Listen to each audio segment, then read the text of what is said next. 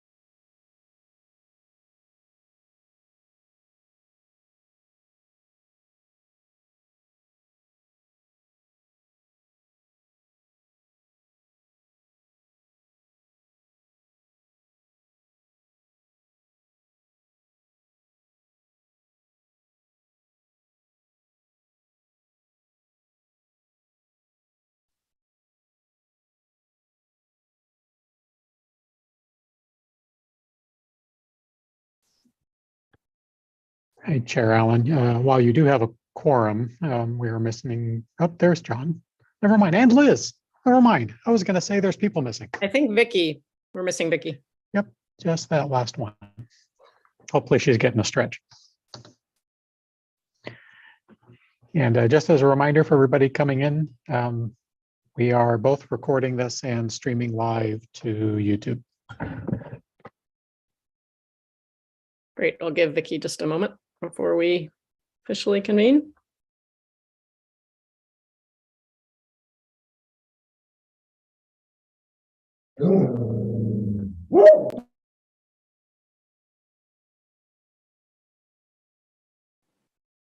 I don't think he wants to start.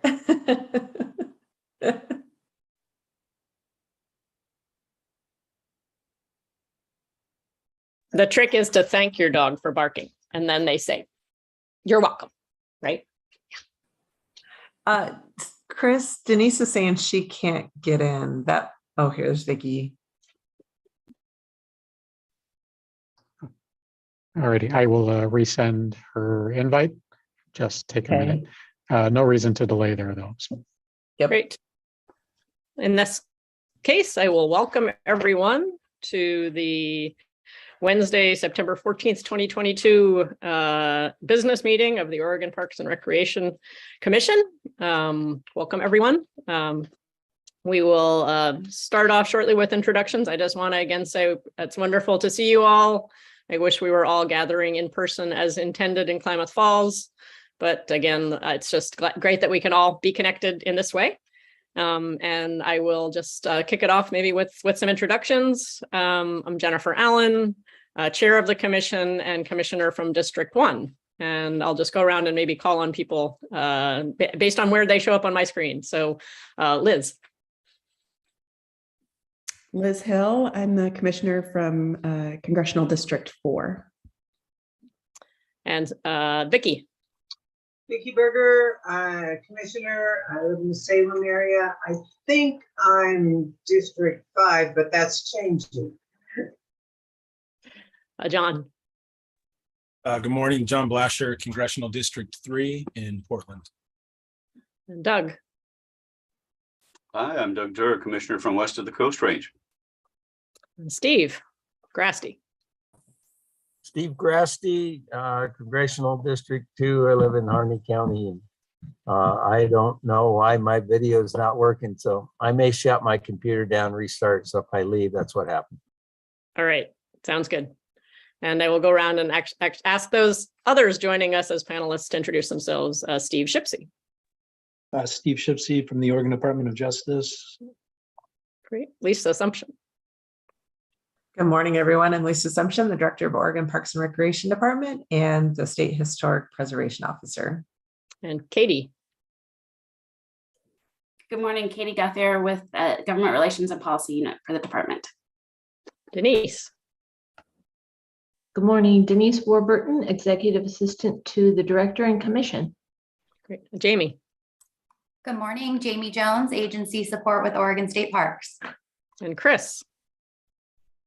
Hi, Chris Havel, Oregon Parks and Recreation Department. Great, thanks. Did I miss anybody? Great. Well, thank you all and welcome. I just also want to kick it off by saying I did have the opportunity to join the National Association of State Park Directors Conference, which Oregon hosted last week based in Sun River. And I just want to give a big shout out to Team Oregon, Lisa, and the amazing work that our department did in hosting that. I think we broke attendance records, Lisa. I believe 350-ish attendees from all over the country. It was very impressive. And I heard just so many wonderful comments and a special shout out to Tammy Bauman for the amazing work she did with all the logistics. So please pass along our thanks to everyone who made that such a success. Absolutely. Chris, maybe we want to roll that now, and I'll go ahead and just share briefly about that because I was going to cover it in the director's update, but Jennifer threw us right there. So if you can roll us. Sure. Give me a sec. So while Chris is rolling, so I guess it's okay to do that before we approve agendas and things. Yeah, Okay. It's just a quick update. We're okay. It's not an official business. It's just more of a gratitude to the entire team for.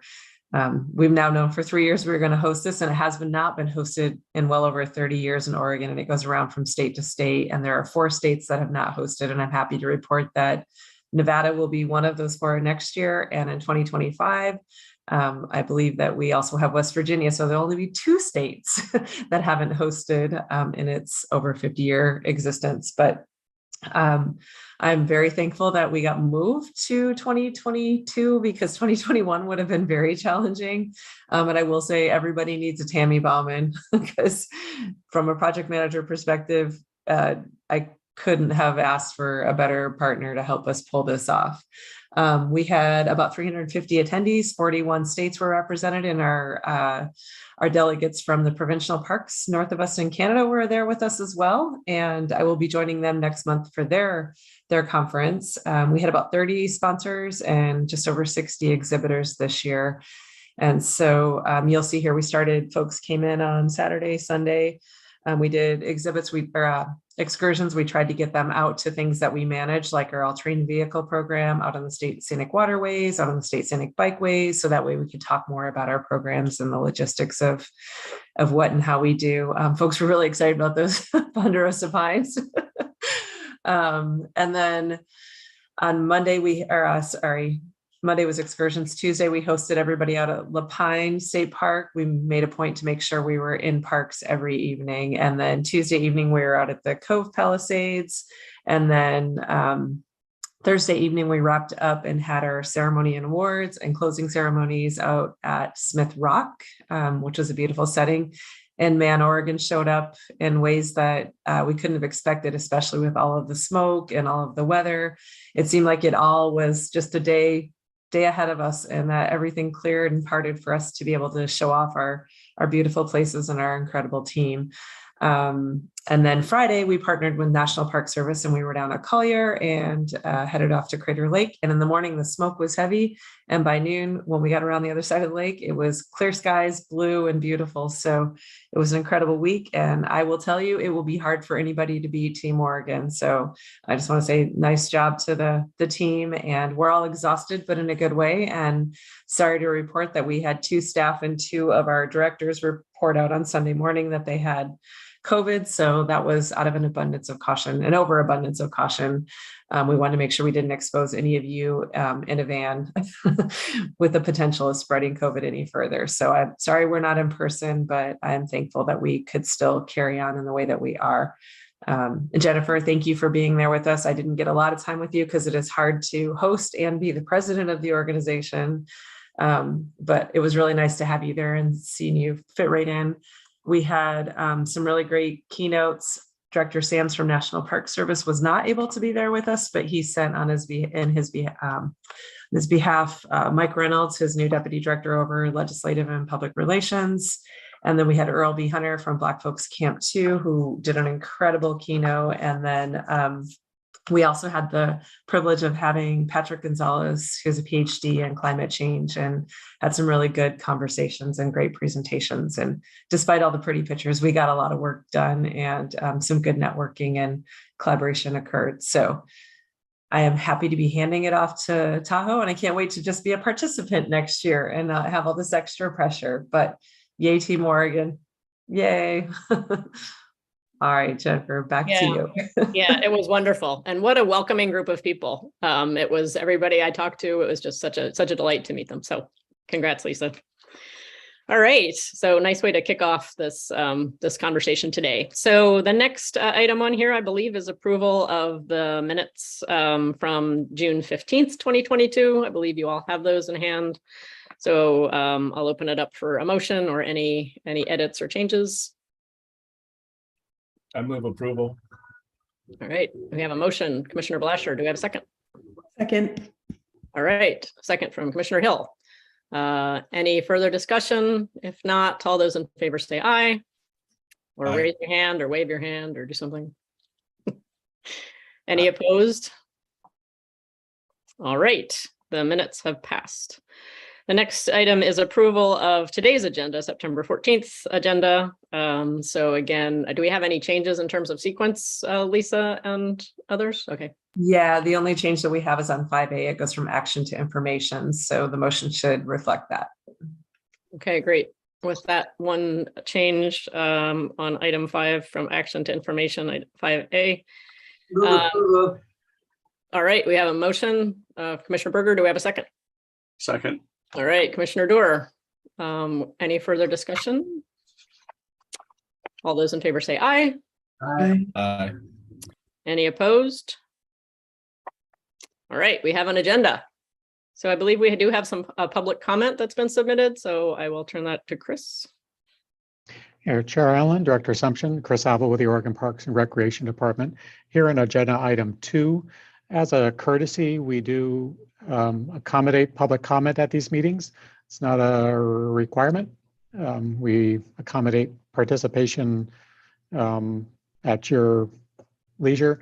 We do broadcast this meeting on YouTube to make sure that people can attend even when we're gathering remotely.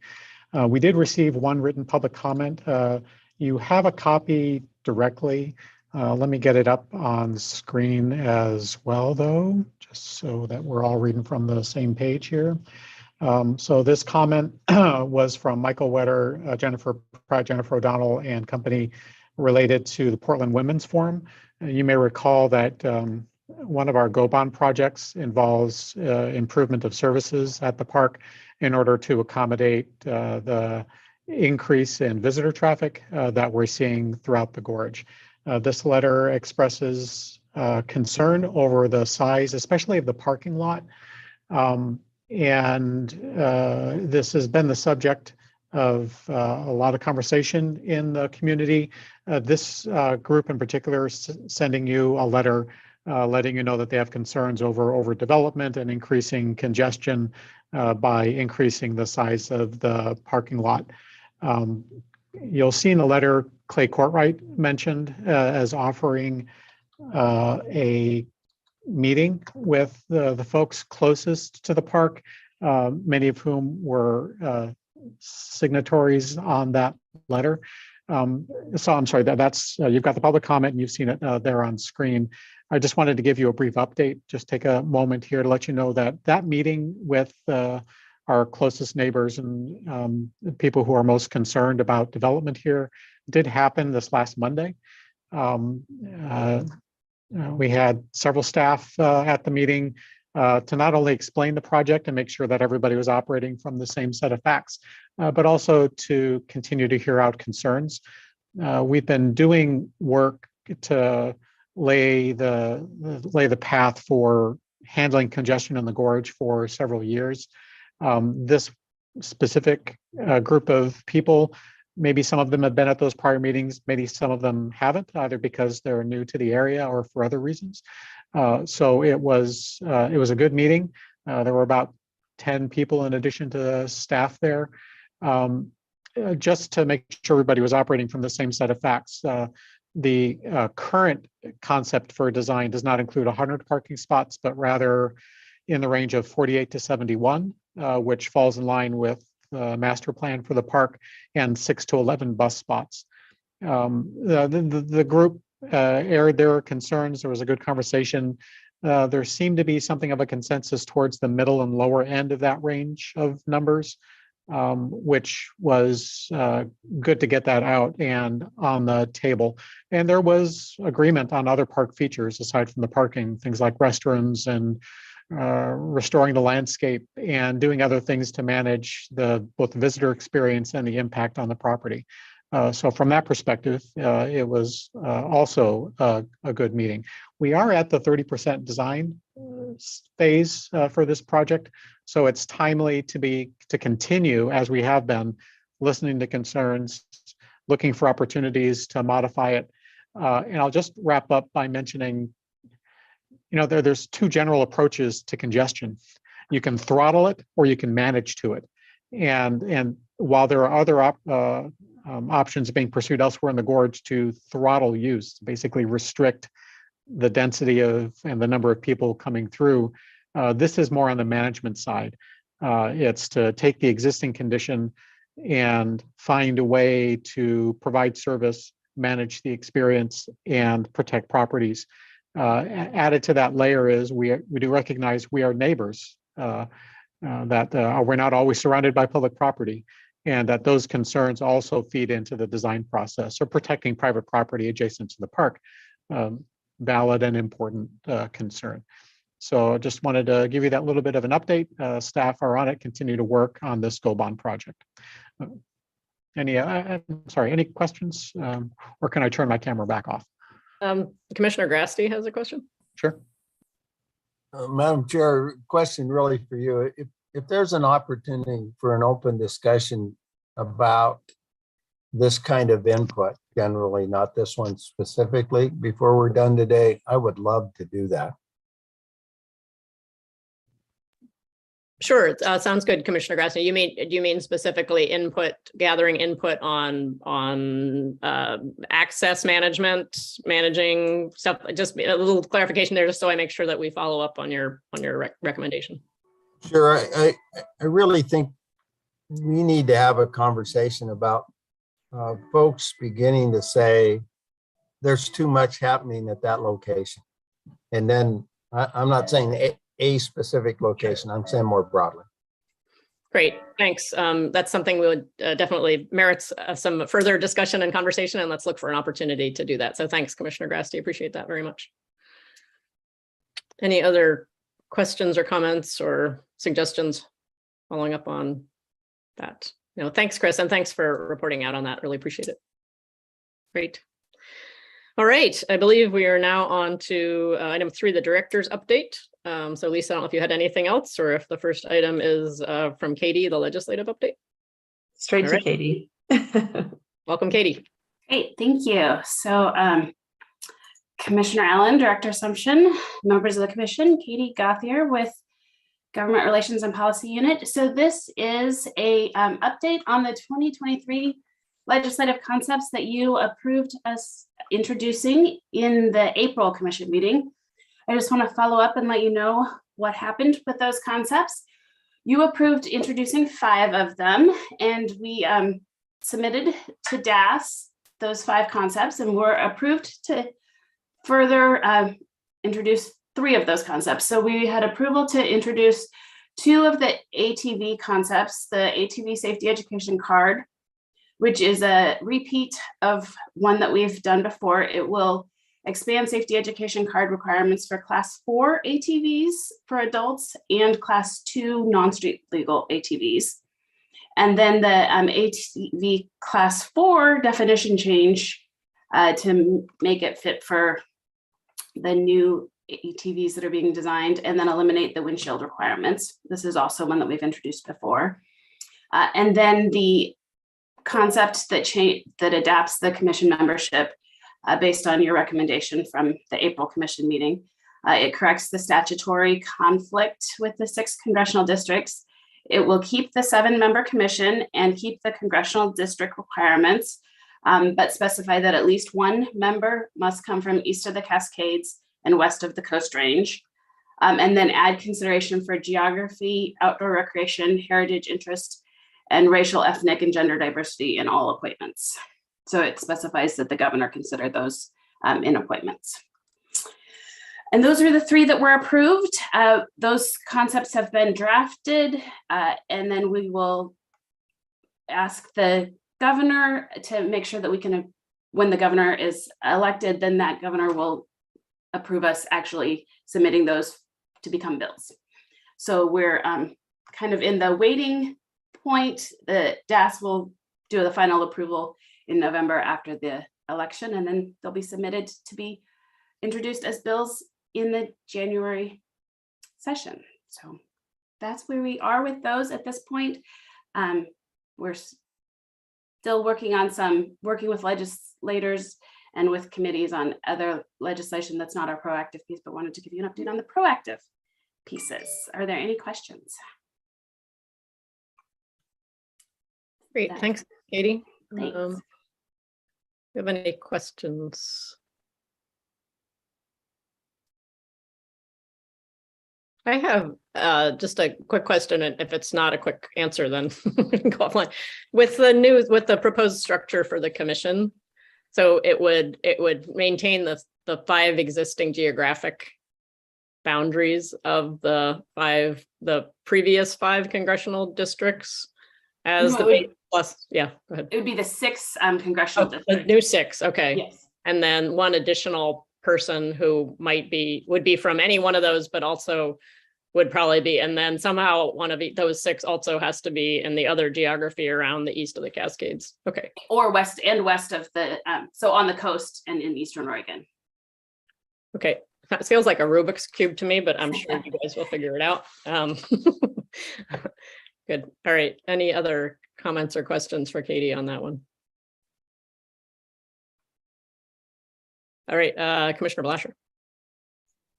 Thanks, Katie. And I'll just a quick thought in the language, and maybe you all are too far in there, but with for the commission consideration, along with like outdoor recreation, the other components, I wonder if we want to make sure we have some language in there of folks who have experience and interest in just like natural resource management and climate resilience, because I think those will continue to be more important as we go forward. It's not just the recreation aspects, but just as a large land manager in the state and having some of these key natural resources. So I know those elements are considered throughout, but I don't know if there's something to be more explicit in this reiteration. So thanks.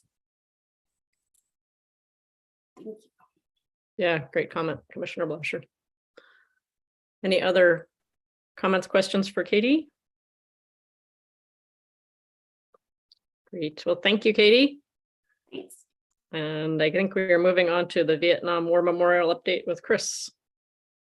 Yeah, Chair Allen, Dr. Assumption, Chris Havel with the Oregon Parks and Recreation Department. Here in agenda item 3B, this is just an informational update for you. Back in February 2021, the Commission approved a basic layout for a privately funded installation at the State Capitol State Park in Salem, a Vietnam War Memorial with several elements in one corner of the park, commonly known as Wilson Park, immediately south of the World War II Memorial that's there now. This privately funded project has to go through all of the usual permitting procedures from both state and local authorities.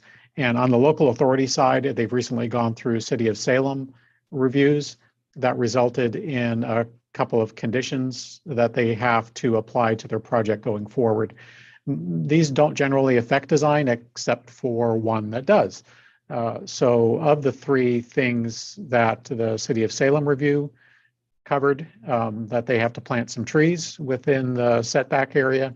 They have to make sure that some of the more notable trees within the footprint of their project that are visible from the right-of-way, Western red cedar, blue atlas cedar, and some others are protected. Those things were already accommodated in the plan that they provided. However, their arborist in their review noted that the roots from some of these existing trees, especially the large notable cedar tree with the big swooping arms, that the roots needed more protection in their design. That has resulted in some design changes that will result in less ground disturbance, more protection for the tree. Did necessitate some slight shifts to the layout and the amount of hardscaping that they do around the site.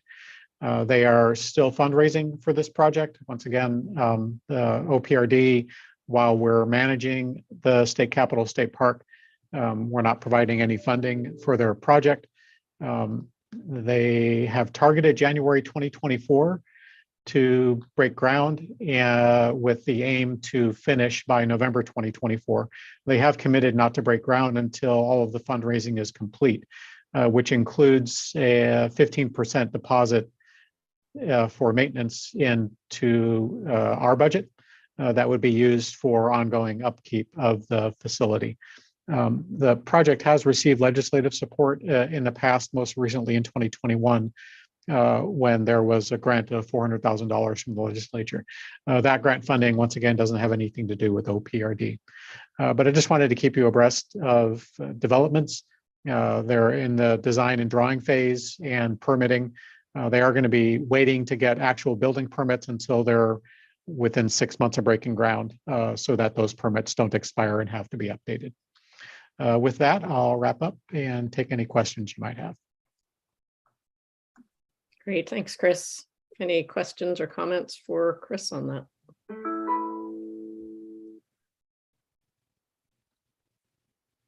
I guess you answered them all, Chris. All right, thank you. Thanks so much. All right, I think we are now on to budget with Rebecca. And I have to say, Rebecca, when I saw your background, I'm like, oh, are we on network TV as well as being on YouTube? But no. Welcome, Rebecca. Thank you. Good morning, Commissioner Chair Allen, Director Assumption, and members of the Commission. For the record, I'm Rebecca Jasso, Financial Services Director for the Oregon Parks and Recreation Department. I am going to be talking to you today about action item 4A, the 21-23 agency budget, and this is informational only. And let's see, I'm going to see if I can share my screen. What I want. Sure. Okay. Can you all see that now? I can't see it on my screen, so hopefully you can see it. Yes, we can. Okay, so at the time that the brief was written, we were still waiting on the lottery forecast, the September 22 forecast that was released on August 31st. You should have received that additional item this morning, and we'll talk about that after I go through the items on the 4A brief. We are expecting to have one item at the September e-board next week. We will be going to request permission to submit a $350,000 grant application to the America the Beautiful Challenge. If this grant's awarded, we'll go through the necessary expenditure limitation request through the legislature or e-board, depending on when that grant is awarded. The 2023-25 agency request budget has been completed in all aspects in the budget system. It's passed all audits. It's also been sent to Chair Allen for review and signature. We delivered it to DAS on August 29th. There were a couple of changes that happened after the June commission meeting that you approved. Three different items. The first one, we received information from Business Oregon that they were increasing the amount that we would receive from the Cultural Trust revenue. The increase on that was $33,724. ODA sent us notification that they were decreasing the amount for the RV registration transfer, and the decrease on that is $29,573. And then DAS sent us new amounts for the debt service, both for the Lottery Fund non-measure 76, which is the Main Street program, and the General Fund Lottery Bonds, which is the Go Bonds. And this will be an overall decrease between both of them of $371.18. $371,018. It's a hard one to say. The debt service changes don't impact any of our funds. Let's see, the next step in the process is the governor's recommended budget.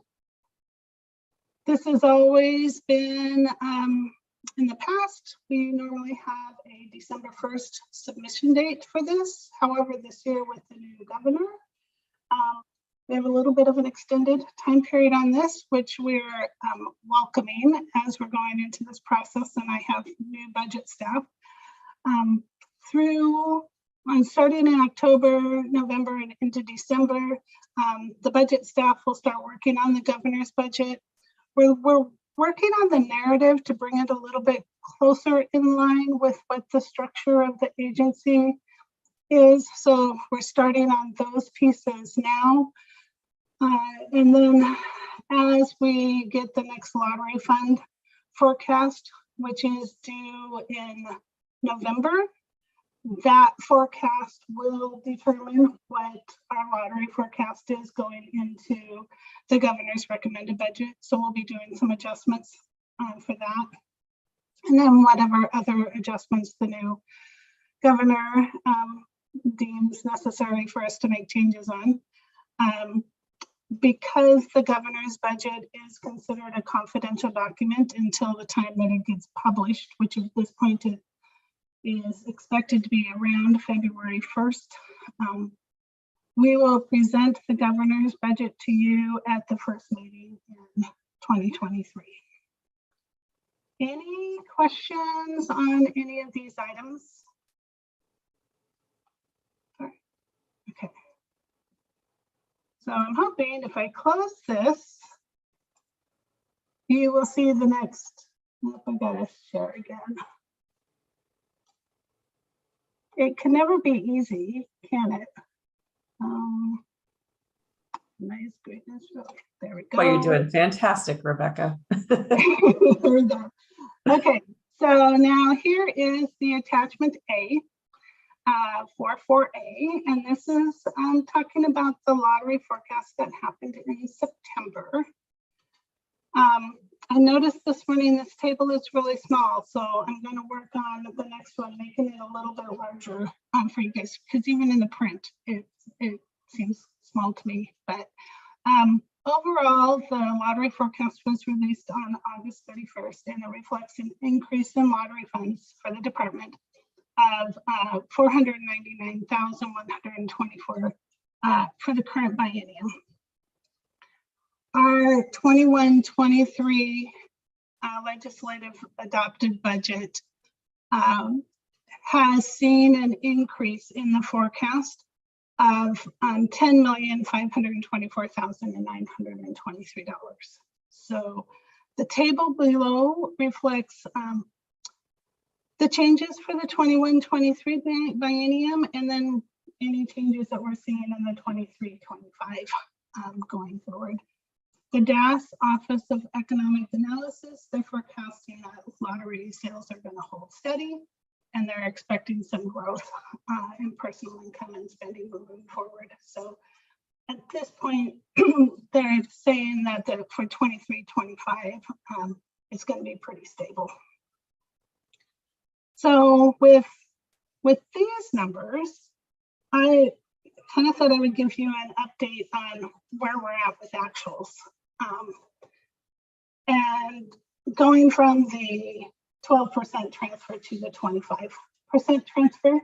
So we do have, as you remember, we have a policy package, a couple policy packages in the 23-25 to help us through this process. But we've been tracking on the accounting side, we've been tracking the actual revenues come through, because even though the forecast shows that we're over that golden ticket number of $122,185,455, it's the actual lottery transfer that comes through that actually triggers that transfer in.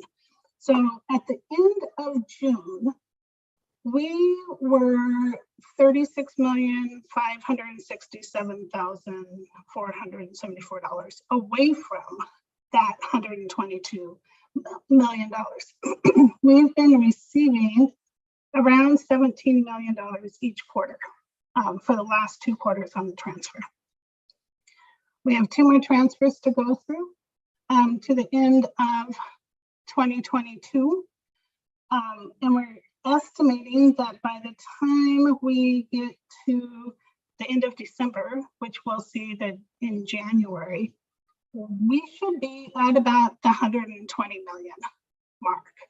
So we had estimated through the whole budget process and all of the forecasting that we've been doing that March is when we're going to see that we meet and will actually exceed that 122 million at that point. So that's where it will trigger for us in accounting to go from the 12% to the 25%. I don't know, Lisa, do you have any new information? Okay. No, nothing more to share at this point. Okay. So that's where we're at on the lottery side. Any questions that I may or may not be able to answer? Are you? Rebecca's like, thanks, Tanya retires, and here we go. Here we go. The fun starts. On the good side, though, I have Tanya's replacement hired, and she is awesome and is stepping right in. So that's been very helpful. This was great. This was super helpful and really clearly presented. Thanks, Rebecca. Any questions or Commissioner Berger? No question. Thank you for this. We knew this was coming. We're just going to have to make the adjustments we have to make I will tell you that I stepped out to the state fair the other day and walking towards me, but Tanya Crane smiles and is she working for at the state fair? Yep. I said, some retirement this. She looked like an incredibly happy camper. I bet No. she is. Yes. Pat twisted her arm, and she'll do anything for that kettle corn.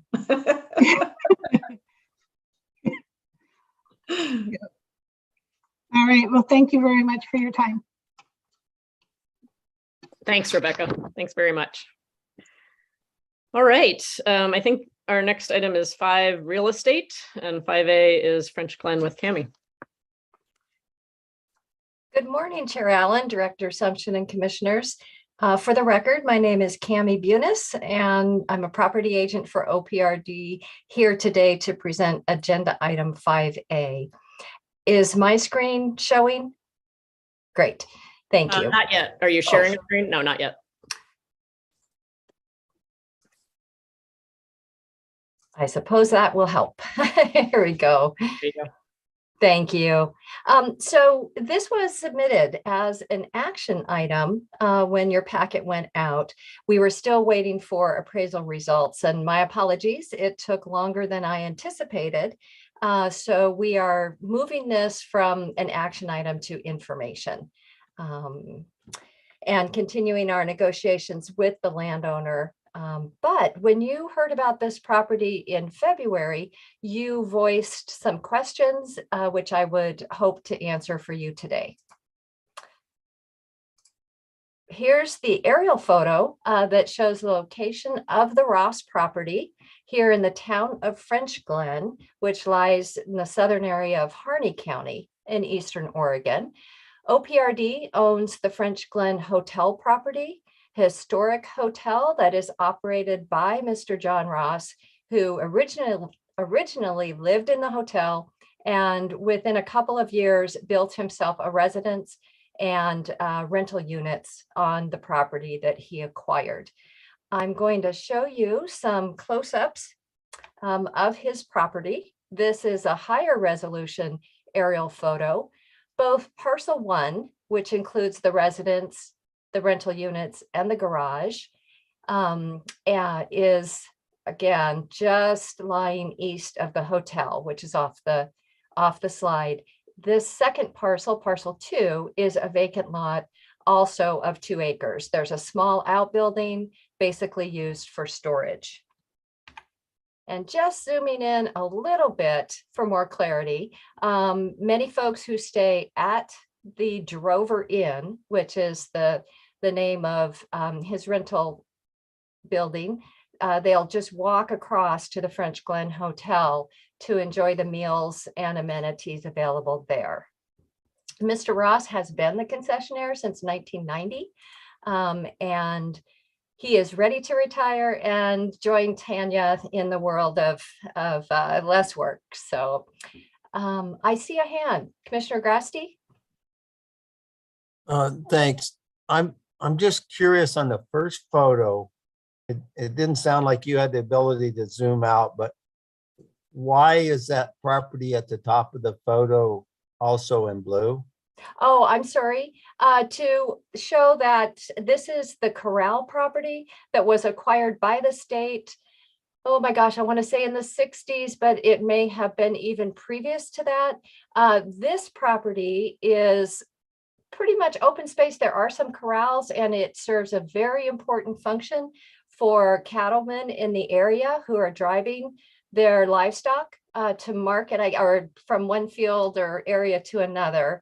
Sorry, I'm not an expert on that, but the property is made available to the cattle ranchers in the area who are moving their stock.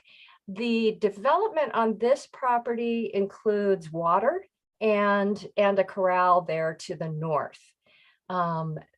These are residences within the town. This is a very small town. I read the population was 12, but I didn't know that I should believe that. I thought there must be at least 20 people living here, but it is quite small. I'll talk later about the little mercantile that is in town.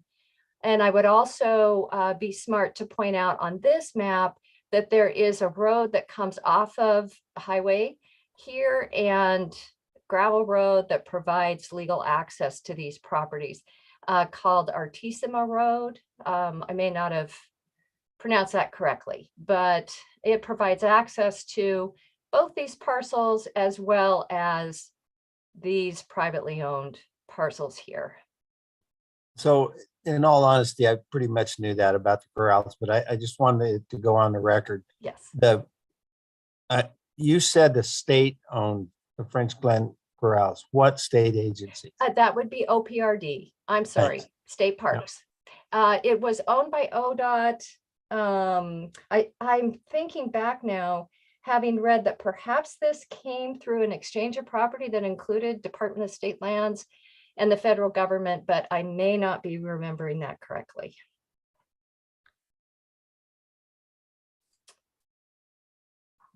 Okay, so moving forward for a little more detail on the property itself, I'm hoping you can see my cursor. This is the French Glen Hotel in the background, and this would be Mr. Ross's parcel 1 with his residence, the rental unit, the garage. There's 2 acres, as I said, built in about 1991. 1,722 square foot home, which includes a large dining area and kitchen. And then the rental unit is 1,378 feet with 5 pretty simple rooms, each having a queen bed and bathroom, private bath. The garage is 784 square feet. This would be giving you a picture of parcel 2, the 2 acres with only an old outbuilding on it that's used for storage. If you're driving up to the property from that Artissima Road, you'll have parcel 2 here, the vacant lot, and here to the back, you can see the developed residence and rental units with the hotel being off to the left. To give you just a little more of a visual information, the home is considered to have above average construction. There's a nice screened in porch here, as you can see, and showing the rear of the residence, an accessible ramp included. This is the rental unit. Each has air conditioning and heating, shared porch, and private 3/4 bathrooms. Not high, not a fancy swank hotel, but certainly a different experience than what you have in the hotel. So it offers some variety for people who like more modern amenities or when the hotel is full. And again, just showing that rental unit and the garage in the background. There had been a conversation about taxes, so I did a little research there and was able to show the total tax paid for the 20 to 21 tax year. This includes what we pay with the hotel as it's an income producing property. This tax lot 200, that would be the vacant parcel, and then tax lot 300 would be the developed parcel. And from what I have learned, that part of it goes to the education fund, part to the hospital district, and then remainder to general fund. I learned that a lodging tax in the county had been proposed but not supported through a vote. And I also learned that Matt Rippey, our Deputy Director for Field Services, did have a conversation with Harney County Judge Runnels earlier this year about potential acquisition of this property. And he voiced support for us acquiring it with the comment or the caveat that the new concessionaire run the operation similar to how Mr. Ross has. So to me, that comment reflects well on Mr. Ross and how he's fit into the community and provided good service there. There was also a comment made about soil and water contamination and how there had been a major event there in the past. And fortunately, DEQ had quite a bit of information that I was able to read and then speak with the local office regarding this. So just showing you this map and as a sort of orientation. The hotel and the Ross property are on the south end here, with the mercantile, the school, private residences, the BLM office being more to the north, and then moving to the Malheur National Wildlife Refuge shown here on the map as well. This next map is not that easy to read, but it does show the town overall, and the hotel and the Ross property would be here, the mercantile here, school, BLM, private ownerships, homes. And my understanding is that in 1995, the owners of the mercantile wanted to remove the underground gas storage tanks. They did sell gasoline out of here. And I saw some pictures of those tanks, and they frankly look like 55-gallon, drums to me that had disintegrated over the years. Not uncommon. And soil and groundwater contamination were detected. A pump and treat system was installed in 1998. Subsequent testing showed that contamination was continuing to migrate downgrade. And that would be in north and northwest directions. So the red arrows are meant to indicate the direction of that flow. DEQ monitored wells in the area. I want to say, well, I shouldn't, but it was, it was well over 7 or 8 wells that they monitored, including the Ross well and the French Glen Hotel well, in which no contamination was found.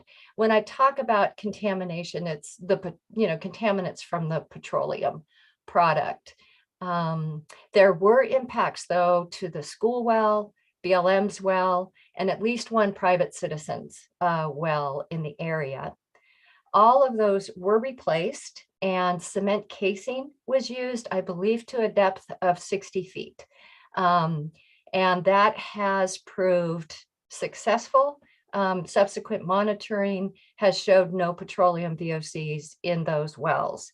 And my understanding from DEQ is that testing will continue, including the Ross and the hotel wells, even though we are not downgrade from the mercantile well itself. The appraisal was finalized, and by that I mean the review appraiser gave us his report as of yesterday.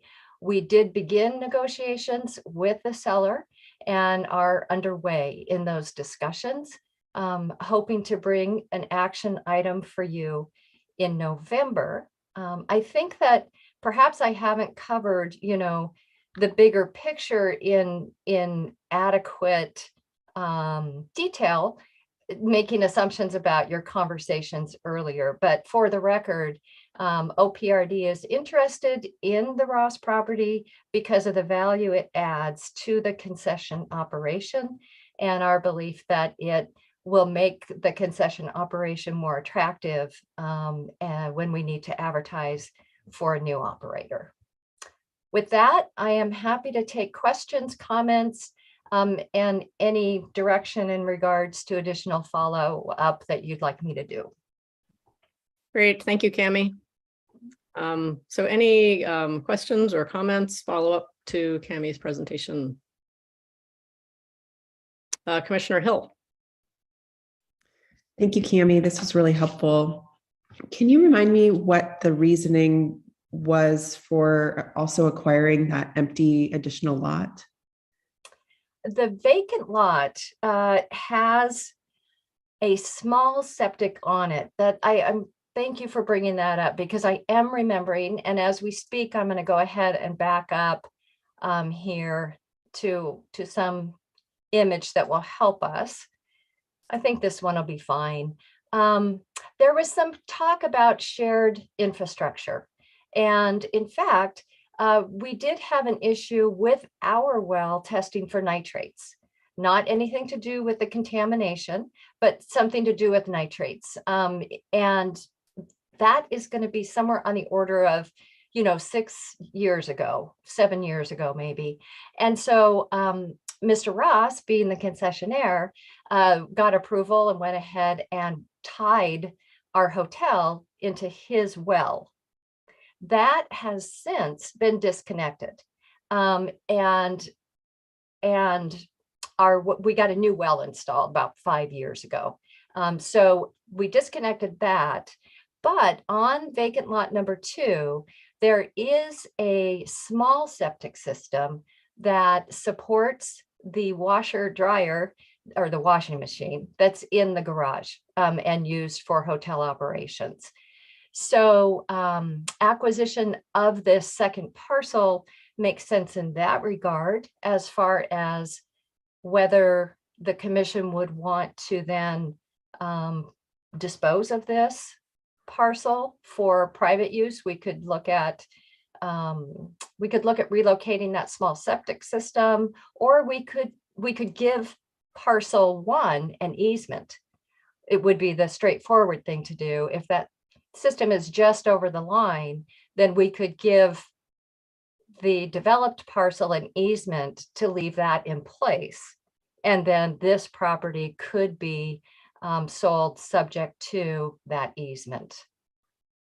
Thank you. Yeah, I mean, I think from what I remember before too, it just seems like, from my perspective, this, allowing this lot to be sold for private use, especially in an area, as we've heard, that doesn't have a lot of private property opportunity, might make sense, especially if it's not very much money to move that septic or address those septic issues within the hotel area itself.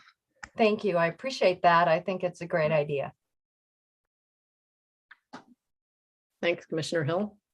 Commissioner Grasty. Cami, great job, and thanks so much. I wish, just so we really have this in perspective as we get closer to an action, that you'd back up on the photo that's on the screen right now. Okay. Back out a ways and show public and private ownership. Yes. Pretty easy to do, and it's very telling. But right now, you go, I think it's a slide 6.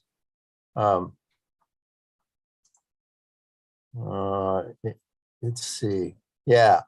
I just want, in case the commissioners don't remember this, I want you to look at that ground. And you will see that immediately behind that house, it goes straight up. And I'm going to tell you, you're going to be there with an excavator and a cat a long time, making a pad to develop anything there. And on top of the fact that this community is so surrounded by public, it's actually owned by, but then surrounded additionally by public entities, there's not a lot of potential there. And Commissioner Hill, I appreciate you saying something about that vacant lot. I'd just soon we not end up with it, or that we immediately sell it. But there's a problem with that. The setback for wells and away from septic system is sizable. I'm not sure that lot is big enough to put a well on it, knowing that there's a small septic system already on it.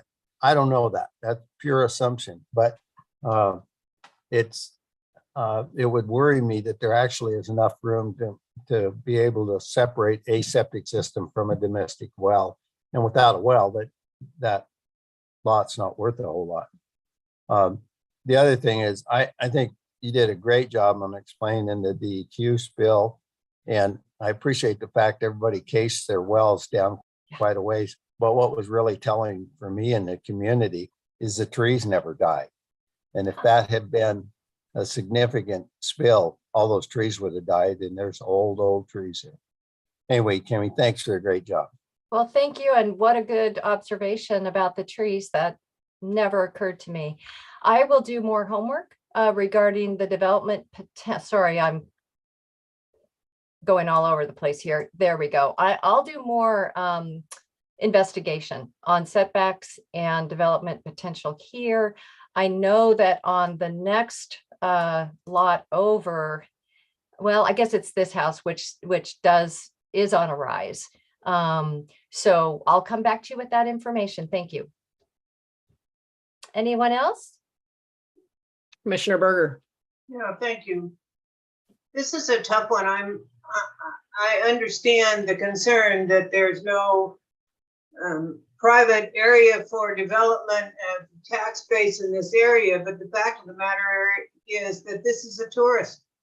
If it doesn't have tourism, which is centered on our hotel, I don't know what there is in French Glen. Cattle may be coming in and out, but there really isn't anything here to bring people. I've spent a lot of time there as a child, and I've been there as an adult, and other than our hotel, I don't know what you would develop here. The refuge takes up all the flat land, and then there's this little town, and then there's this huge hill. So in acquiring this property, I think we are strengthening the main economic base of French Glen, and I think that's our purpose. But I am mindful that in doing that, we're basically locking in single purpose, which is a dangerous thing to do in any community. I don't love that extra parcel either. It seems sort of, well, okay. It's also dirt cheap, and if someone can give us some reason for having it, I might be more supportive. But economic development in this area is tough, and I think the French Glen Hotel is pretty much it as far as I can see. So there's my comments on the issue. Thank you, Commissioner Berger. And I see Commissioner Grasty's hand. So listen, I love Commissioner Berger, but I have to say that there's a chicken and egg conversation here. That hotel is meaningless without two things: the Steens Mountain and the refuge. It's not the other way around.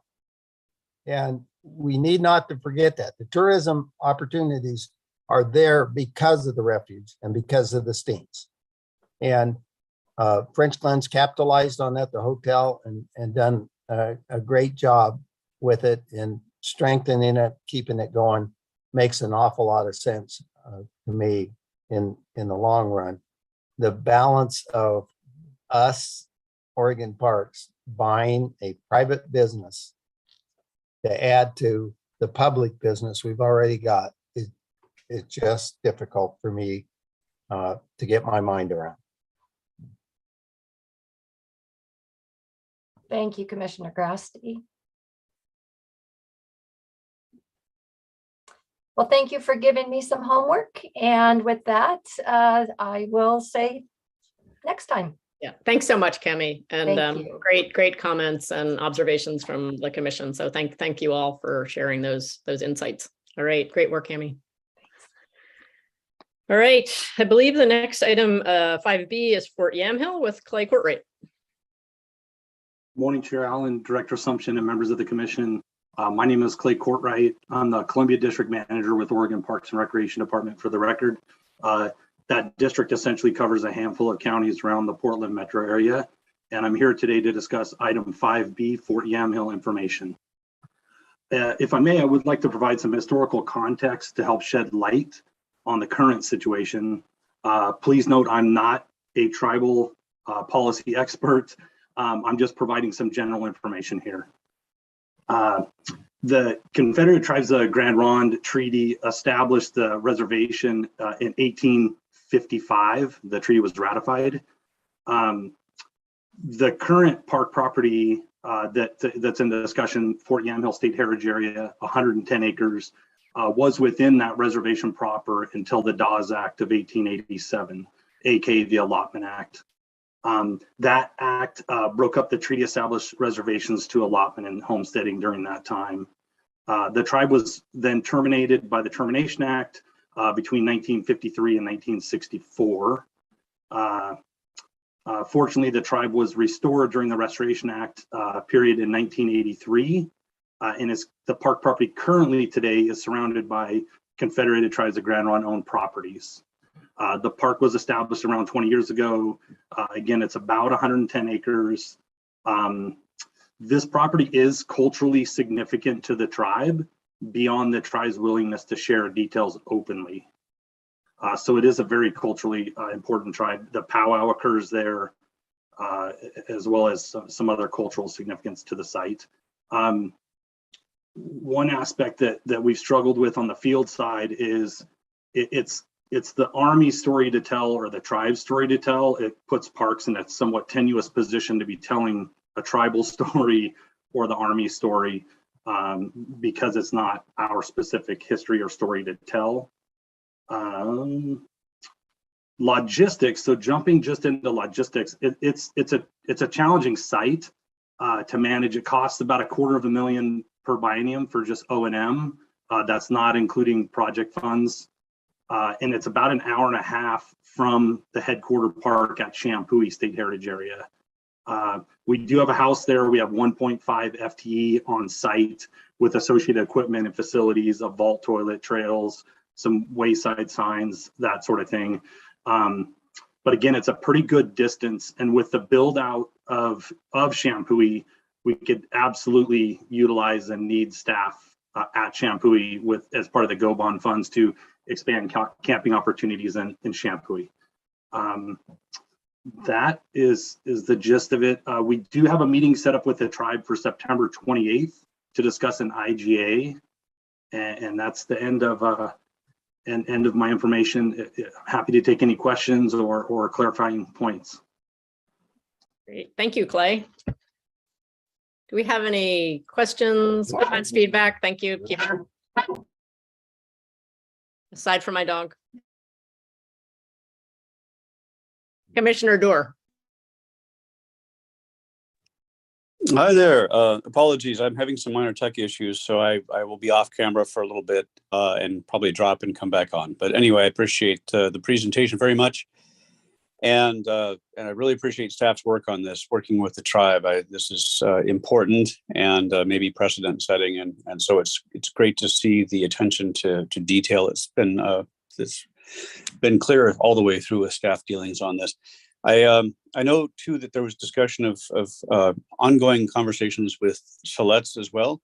I was wondering if we could hear just a little bit more about the conversations with primarily Grand Ronde, but also Selects perhaps in terms of just thinking about the future of this site and how it's managed. Thank you. Thanks, Commissioner Doer. We reached out to Selects because of the history and association with the fort on the Grand Ronde Reservation. There was some intertribal connection there for sure. And so out of respect for that connection and history, we reached out. Director Sumption had a conversation with Chair Pigsley, with Dolores, and so bridged the gap for us. That relationship is strong, thankfully. So the conversation went well. Their minds are largely put at ease, not without some wanting to be involved in interpretation of the site. So if we so embark upon interpretation of that site. So Chairwoman Pigsley and Robert Kenta, they're in their Cultural Resource Division and also on council, expressed interest in being involved with interpretation at that site if Parks so stays involved. So there's yet to be determined, honestly, Commissioner Doer, in the details of that, but there's interest and there is a strong support of the property going to Grand Ronde from Selects, as I understand. Great. Yeah, thank you very much. Appreciate it. Thanks, Commissioner Doer. Any other questions, comments for Clay?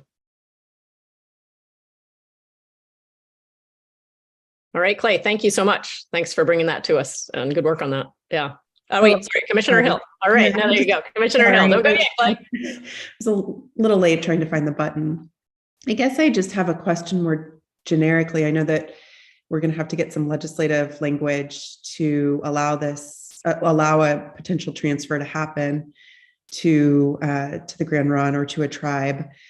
Have we thought through kind of what our processes are going to be internally going forward on if we do more of these transfers back to tribes, and what that's going to look like in terms of engaging other tribes outside of maybe that localized area, interpretation, consultations, those sorts of things. Has there been any discussion at Parks about that yet? Great question, Commissioner Hill. And we're very blessed to have Lisa, the Director Assumption, who thought this through very well. So I believe JR and Matt, Deputy Directors, are working with Lisa on a policy to further refine any requests. So if counties start requesting or tribes start requesting to take additional park properties, we're in the process, as I understand, of developing some criteria around that so that it's not ad hoc. But I'll defer to Director Assumption or on that. Great job, Clay. So Commissioner Hill, and that was a lot of the conversation yesterday around our property disposition and having that criteria, because yes, this is the right thing to do, but this also flies in the face of it's efficient, and the tribe is in a position to be able to manage and care for the property probably even better than we do. And then if we can get the legislative piece enacted, they would also be eligible for some of our local government grants and some other opportunities to invest in the property. And doing that quick inventory, I don't know that we have a lot of other properties that have this same type of significance to a tribe. As Clay mentioned, this particular property is literally surrounded by tribal property, and it is where their powwow is, and it has a lot more ceremonial and historical and cultural significance. So we certainly would entertain those additional conversations, but having that criteria that we were talking about yesterday will make those conversations easier going forward. So you're well on your way.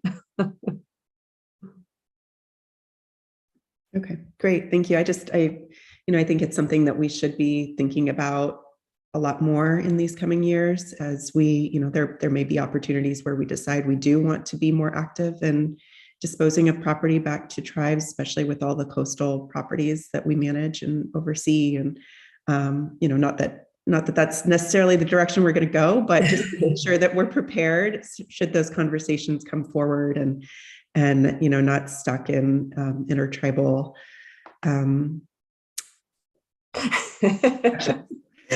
I'll leave it at that. Yeah, thank you. Totally agree. And I think we may even just start that first toe in the water with like maybe co-managing and co-interpreting.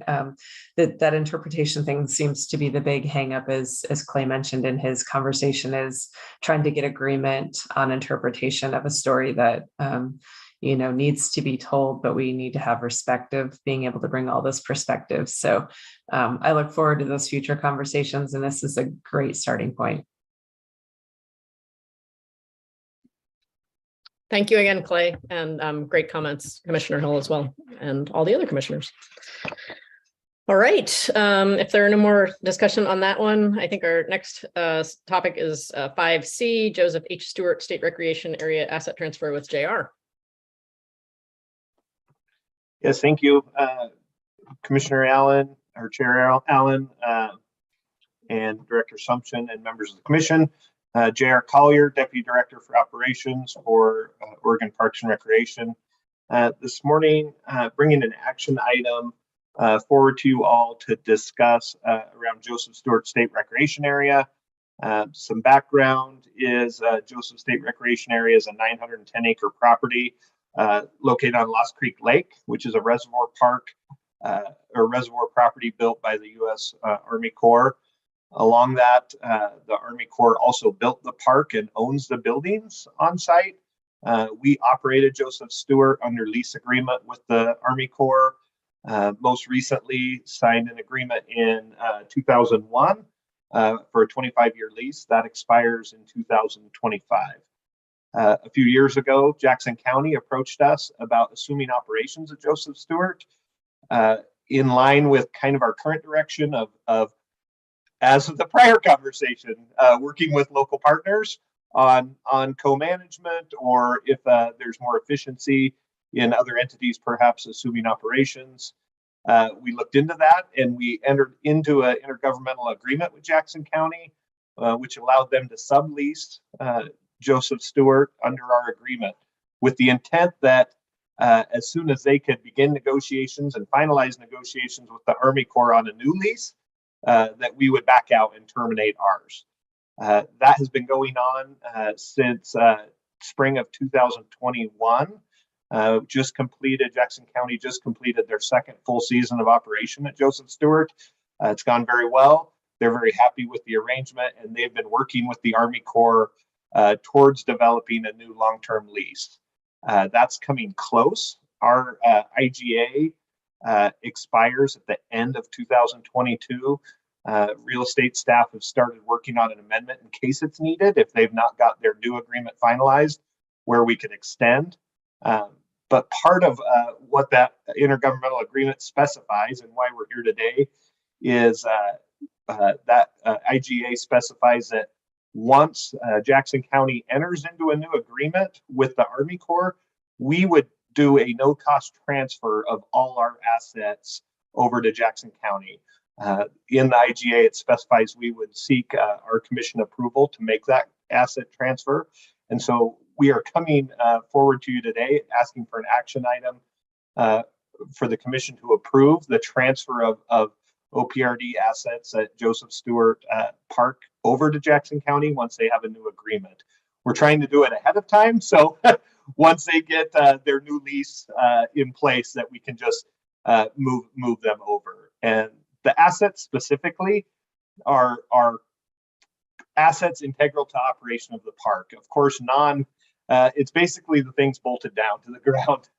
You know, our state park assets, vehicles, sheds, tools, equipment, we've all reassigned to other properties.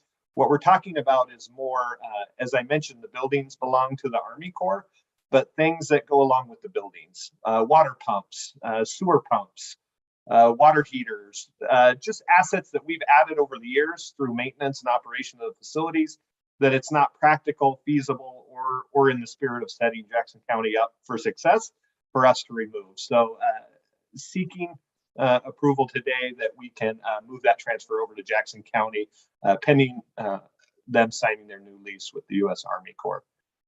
I would take questions or comments or further items as needed.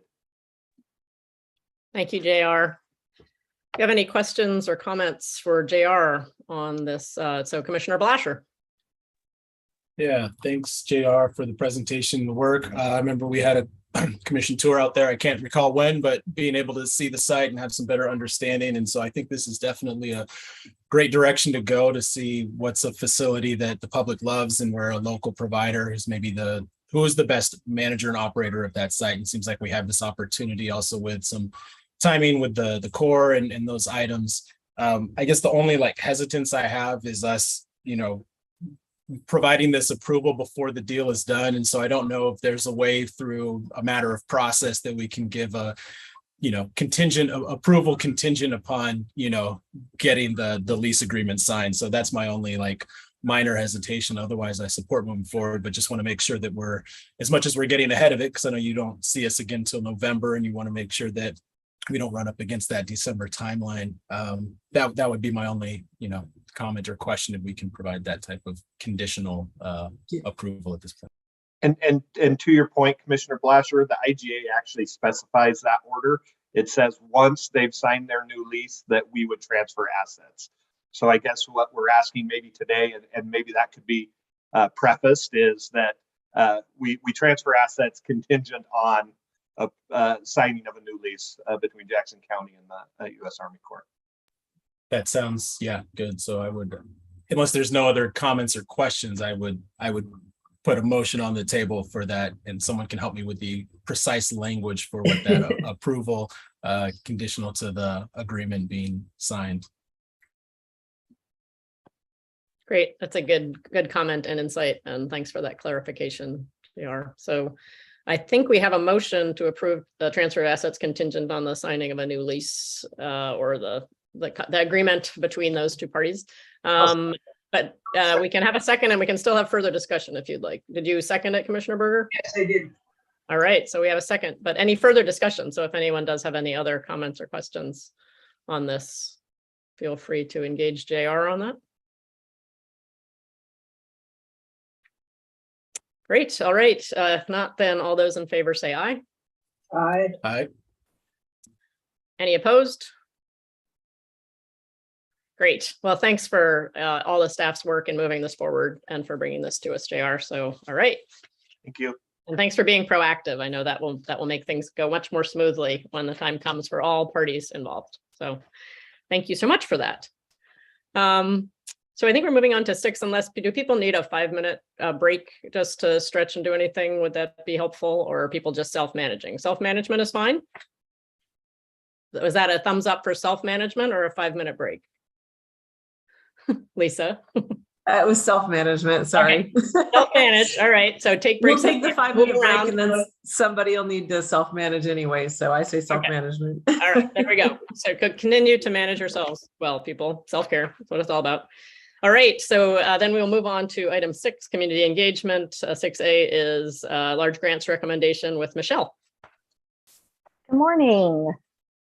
Chair Allen, Director Assumption, members of the commission. I'm Michelle Scalise. I am the manager of the Grants and Community Programs section at OPRD. I am presenting agenda item 6A. I'm actually presenting the next few items, so I'll be with you for a minute. But I am presenting 6A right now. It's an action item and it is in your packet. This is for the 2022 Local Government Grant Program large recommendations. The Local Government Grant Committee, the advisory committee met virtually in July 11th through 14th for the review of large grant applications. And those are applications over $75,000, up to $750,000 or $1 million for acquisitions. The advisory committee did score and rank, evaluate those applications based on our established criteria, including criteria out of the statewide comprehensive outdoor recreation plan. There were 47 applications submitted, requesting a total of just over $25 million in funding. We do have funding available to move forward to offer grant awards that ranked 1 through 24 on the list. I'm coming to you today to seek approval for the ranking and distribution of large grant requests recommended by the advisory committee, and to award funds as they are available in your attached packet for the ranking of the applications submitted. Great, thank you, Michelle. Does anyone have any questions, comments for Michelle? Or do we have a motion to approve? And do we have a motion to approve? Commissioner Grasty. I move for approval. All right, we have a motion. Do we have a second? I'll second. All right, Commissioner Dorr. Any further discussion? Commissioner Berger, you're waving your hand. I just want to thank the committee that goes through these and reads through these and does the hard work of trying to figure out based on these criteria. That's not easy work, and I just want you to know that we appreciate, Michelle, your work on staffing it and their work in doing it. Thank you, Commissioner Berger. You're correct. It is quite a bit of work. I mean, when you hear 47 applications, I believe we'll see even more in the years to come if we have a trigger of lottery funds increasing the amount that goes to this program. So it's many weeks and hours of work, lots of work for staff, but the volunteer committee, we really do appreciate, and we do let them know, and we'll pass along those comments as well. Yes, please do. I see both Commissioner Grasty and Commissioner Blasher have hands up, and I'm not sure if that's in support of the motion or if you have a question. So I'll open it up for whatever that was. So Steve Grasty, I do have a comment. As I look at the map, and and thanks for all your work on this, really. But as I look at the map that's provided both with this and item under 6B, it looks like the far eastern counties aren't applying for these. And I'm wondering if maybe at the annual meeting of counties or some other opportunity, if maybe there isn't an opportunity to do some outreach to make sure folks recognize what and how this could be done. Anyway, just a comment. Thank you for that. And we do get that, the map that you're looking at are the awards. I believe we do have some awards in the eastern part of the state. I don't think we receive as many requests from that part of the state, but it is worth looking into. And I believe next steps that we're discussing are potentially sending out a survey to potentially eligible applicants, particularly in smaller communities and across the state, and outreach to the east side. So appreciate those comments, Commissioner Gratzi. I just want to follow up, and I see you, Commissioner Blasher, that I also appreciate the map, and I wonder about even generating one that shows where they're received from as well as where they're awarded. So it's easier to then identify, like you say, why are some not making it through and what assistance could be provided to help with that. So appreciate that. Commissioner Blasher. Thanks. Agree with some of the comments before as well. Yeah, I was curious in looking at this. It's great to see the large projects opportunity back up again for local government. So I imagine folks were really appreciating that. And I'm wondering, looking at the small grants and planning grants and large grants, like the small and planning grants, all of those recommendations were all of those proposals look like they're able to be funded, but with the large proposals only half. And so I'm wondering, where is there, obviously there's probably like a backlog of pressure, right, of not getting those other grant cycles out. So I guess my question is there other funding that wasn't provided in the previous cycles, right, that was held back because of uncertainty that is available, or was all of that sort of funding that could possibly be available going out to these local governments to just as many proposals as we can possibly support, and where there's opportunity? I know there's a split between the 20, 40, 50, or like just the amount for each bucket, but wherever possible, if there's, I imagine you all did, but if there's other like change sitting in the cushions somewhere that can go towards these, I would be curious to know sort of how we can help support that. Or is this a larger trend that we're seeing of just more projects that folks have been trying to get out, that it's just the backlog of now everyone is pushing all of these things forward here? So hopefully somewhere there that made sense of that question and comment and observation. Thanks. Yes, Commissioner Blasher, that makes sense. Very good question. Typically, we do see a larger percentage of the small and planning grants awarded because, you know, it's a smaller amount of money. We have set percentages or a specific dollar amount aside for those groups. Yeah, so we didn't, as you know, and as you mentioned, we did not have two grant cycles for this biennium because of uncertainty with COVID. We had to kind of hold off on our 2020 awards, even though we had selected them. So yes, in this grant cycle, all of the funds for the biennium were offered out. There can be a little bit of change in the cushions, so to speak, if projects cancel under budget, or if for some reason someone couldn't take an award.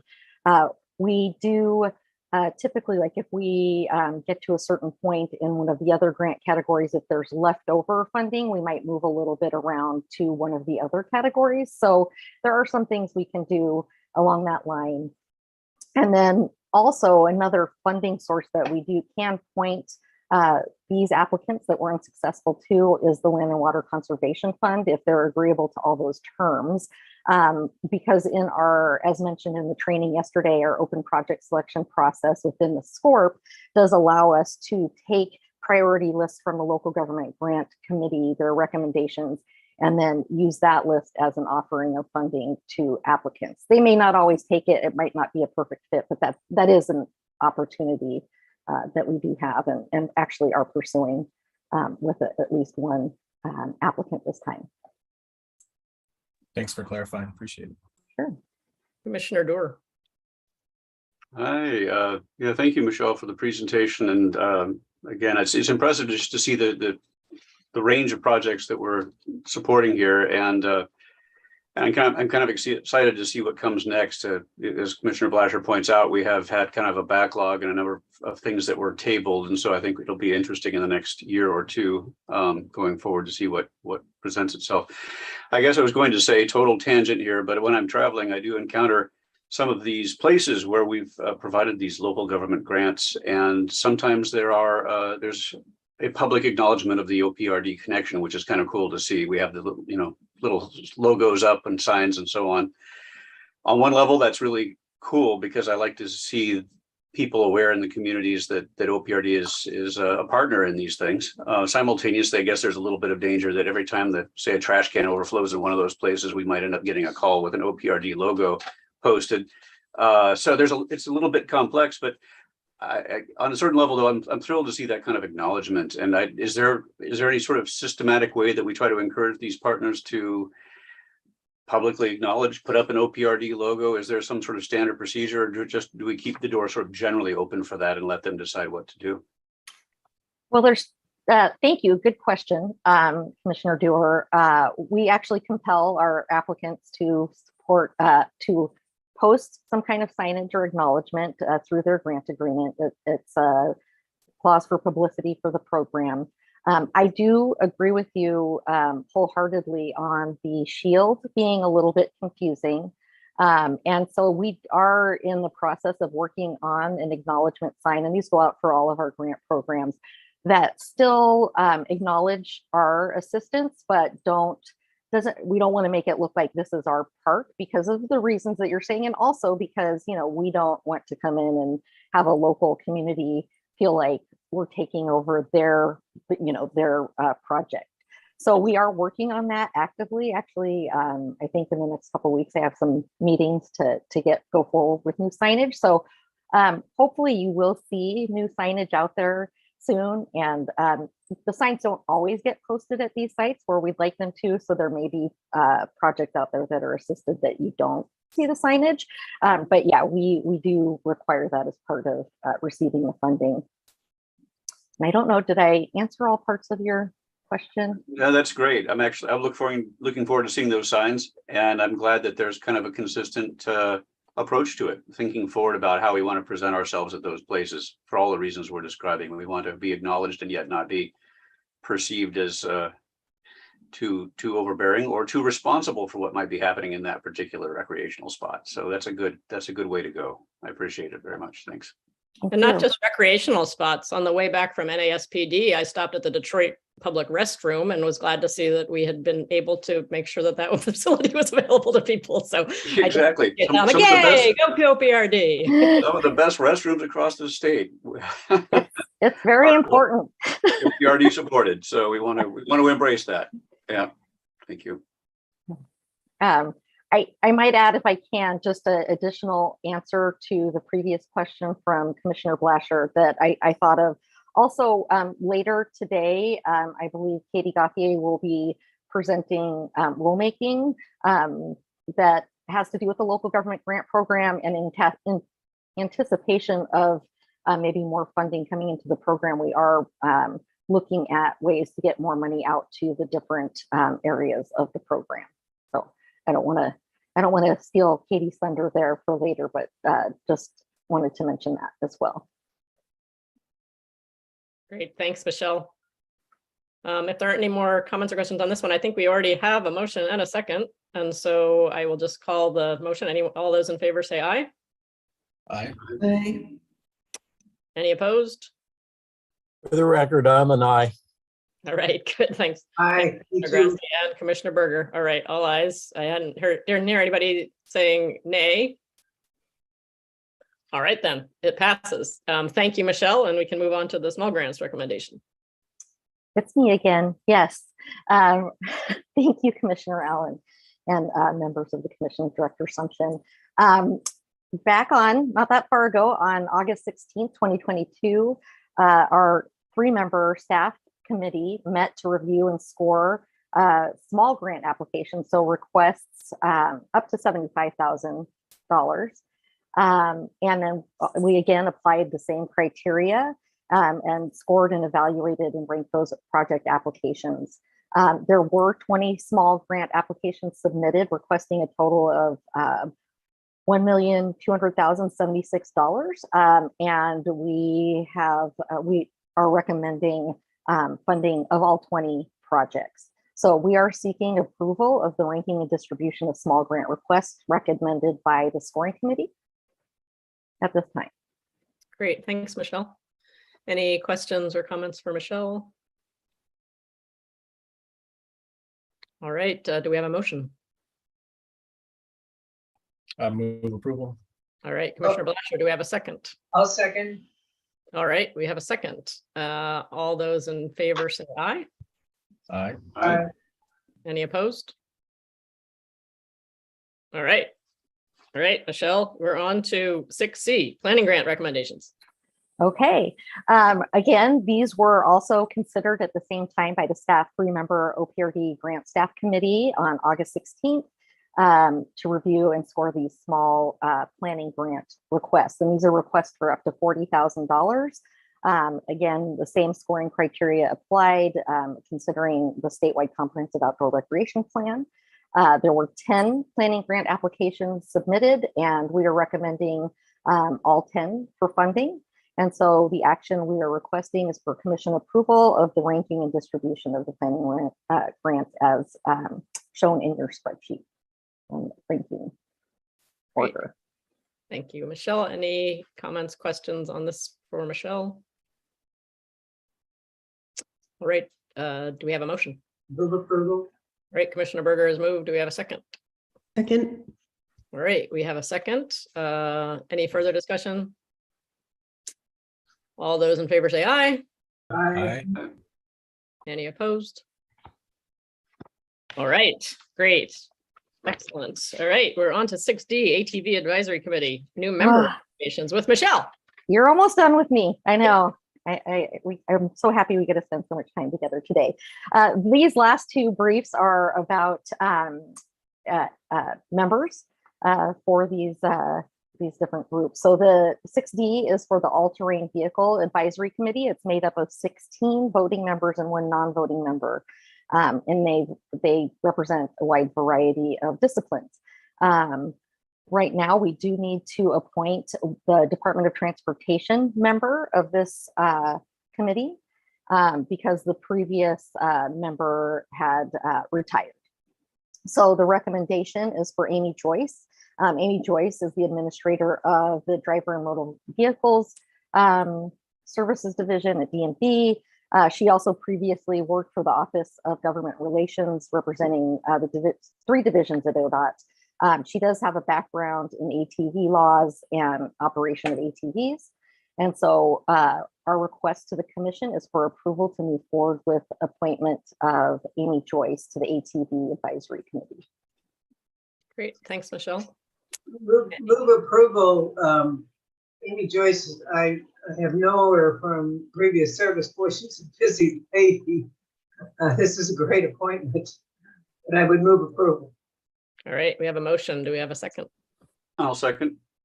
All right, we have a motion and a second. Any further discussion? Sounds like a great appointment. All those in favor say aye. Aye. Aye. Any opposed? All right, motion was approved. And then the ORTAC member reappointments, 6E. Yes, yes. So the Oregon Recreation Trails Advisory Council, or ORTAC, was established in 1971 for the Oregon Recreation Trails System Act to advise OPRD and the Commission on Development, Management, and Administration of statewide non-motorized trails.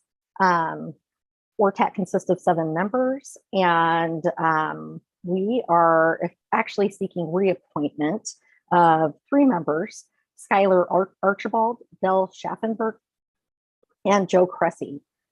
So the action I'm requesting today from the commission is approval to reappoint these 3 ORTAC members. Great. Any questions for Michelle or do we have a motion? Move approval. All right, Commissioner Blasher has made a motion. Do we have a second? Second. We have a second, Commissioner Hill. Without any further discussion, and all those in favor say aye. Aye. Any opposed? All right, it passes. Excellent. All right, thank you so much, Michelle. It was great. Thanks for all of that. Nice And job, please do again. Michelle. As we already said, pass along our thanks to all the volunteers and the staff who invest so much time and effort on these really, really important programs. So thank you. Yeah.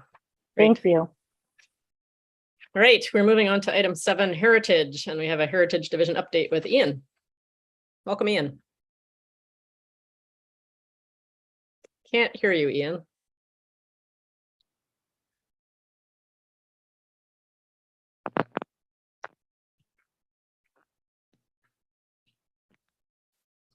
Can you hear me now? Yes, we can. Yes. Good. I have a barking dog off in the background, so I have multiple layers of mute on. So try to control for that. She's sleeping now. We'll see how long that lasts. So we'll start again here. Good afternoon, Chair Allen, Director Sumption, and members of the Oregon Parks and Recreation Commission.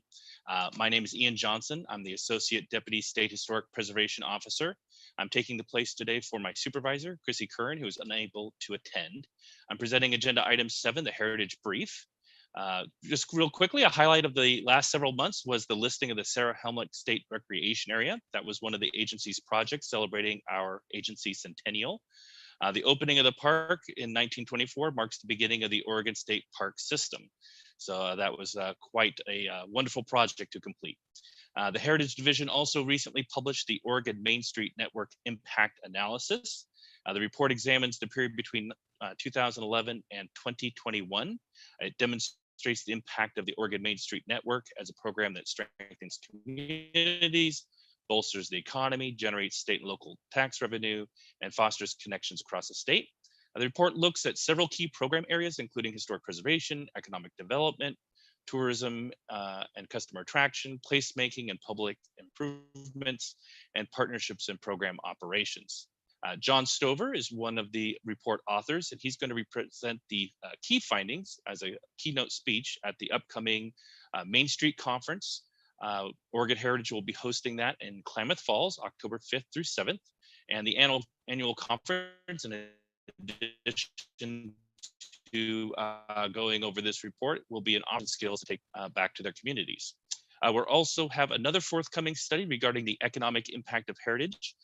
That is quickly summarized in your brief. We're still digesting that report and creating the tools to assist our partner organizations to leverage that information. We'll have more for you at your next meeting. Items not in the brief. The archaeological permit rule that the commission opened earlier this year is again out for public comment this month to solicit feedback on changes made to the rule language to accommodate the new Oregon cultural anthropologist position. That's located with the Legislative Commission on Indian Affairs. One of the main duties of the position is to assist with the identification and repatriation of remains of Native Americans, also related burial objects. The position was not yet in place when we revised the rule. The new rule language does accommodate the position and its critical role, and we expect to bring that rule to the commission for consideration at a future meeting.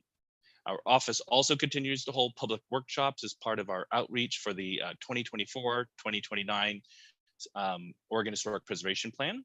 So far, we've held 7 public workshops, include one session focusing on diversity, equity, inclusion, and access in our programs. And that was facilitated by our new DEI coordinator, Julie Graves. We've also had sessions with various state commissions and tribes. We'll continue to solicit responses through our online survey, and the outreach effort will last through December. And finally, we're currently hosting a series of 5 workshops in September through November for nonprofit organizations focusing on organizational change management. The sessions will be led by Joseph Thurvell. He's a seasoned change management professional who has applied his expertise in both higher education and healthcare settings. These will be interactive workshops. They're going to empower and equip participants with a toolkit to develop their own customized approach to change that can be directly applied to the unique needs of their organization moving forward. Locations will include Springfield, Medford, Redmond, Pendleton, and Astoria. That's the end of the brief. If you have any questions, I'd be happy to answer them. Great, thank you so much, Ian. Lots of great activity. Any questions, comments, feedback for Ian? No, thanks. I'm excited to see some of those reports too. They sound really valuable, both for OPRD and for our partners. So thanks for that. Great. Thank you. And give our best to Chrissy. Great job, Ian. Thanks for jumping in for her and me. Great. Thanks so much. Appreciate All right. If we don't have any other follow-up on that, we are moving on to item 8, the Park Development Division. And I believe 8A is Smith Rock Master Plan update with Tracy Johnson.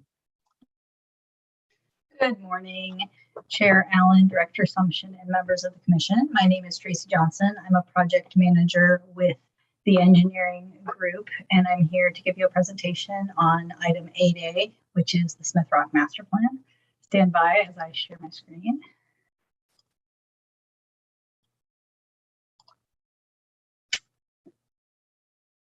Did that. Oops, it's sharing the wrong screen. My apologies. And darn it. Let me do that one more time. I want to share this screen. Yes, thank you. Oh, it's just not cooperating today. You got this, Tracy. Totally got All right, this. I'm going to share this part. I think this probably looks a little funny on your end, but you get the idea. So I want to give you an update on the Smith Rock Master Plan. This is a project that was commenced. You guys can see that, right? This project was started in 2016, so probably before the time of possibly any of the members of the commission that are currently serving, or maybe a few of you have seen a brief about this. It's been a while since we've been to see you. So the project started in 2016. A lot of work was done, and then it went on hold due to staff turnover and then the COVID pandemic. So at this point, what we're doing is we're hoping to pick up the project and move it forward to, sorry, it's bothering me that it's not showing the correct screen. I'm going to try one more time. Shouldn't be sharing. Are you guys seeing full screen, or are you only seeing? Yeah, we're seeing a full screen. This is the slide we're seeing is project brief with a description and a map. So I think it's working fine. Okay, that's great. Thank you. I apologize. It's for me. It's showing. It's not showing the box of sharing, which is why it looks concerning. Anyways, so we have engaged a consultant to move forward with the master plan. So they are picking up the pieces of the work that was done previously and preparing to move it forward. They will be preparing a revised preferred concept. So we developed a preferred concept in October of 2018, and we presented it to the public, and we received feedback at that time, and additional revisions were necessary. And so we have started to move that forward, and we'll be revising that concept further, and then putting forward a draft master plan that will be a report that corresponds to the plan document. We are planning to hold up to 2 meetings with an advisory committee, which is already an advisory committee has been convened for the project, but we'll be reaching out to them to confirm membership and see if we need to replace staff moving forward. Because obviously after a few years, you can assume that some of the membership may have changed or staff may have moved on. The advisory committee is composed of tribal members, local jurisdictions, neighbors, and community members. It's a pretty large advisory committee. We are also talking about having 1 or more meetings with 2 of the tribes that have expressed specific interest in the site. And so we're just working on determining what those additional tribal consultations will look like. That'll be in addition to the advisory committee, which they are both also members of. We are planning to hold 1 public open house, which will be our 4th open house for this project. It's tentatively slated for March or April of next year. And then after that time, we will be bringing the master plan forward to the commission for review and approval. And then the final step will be, once it's been approved by the commission, we'll be taking it back to Deschutes County for just final land use coordination and confirmation of compliance with the local jurisdictions codes. So those are the steps that we're going to be doing as this portion of this project. Now, if I can just advance my slide. So work to date, as I said, quite a lot of work was already done on this. We were probably in the vicinity of 60 to 75% along the way of the project when it was put on hold. So a number of things that have been done were assessments that feed into the planning and analysis that supports the master plan. We had previously 3 rounds of public engagement, which were in the form of public meetings or open houses, and we had both an advisory committee meeting and a public meeting at each of those time points.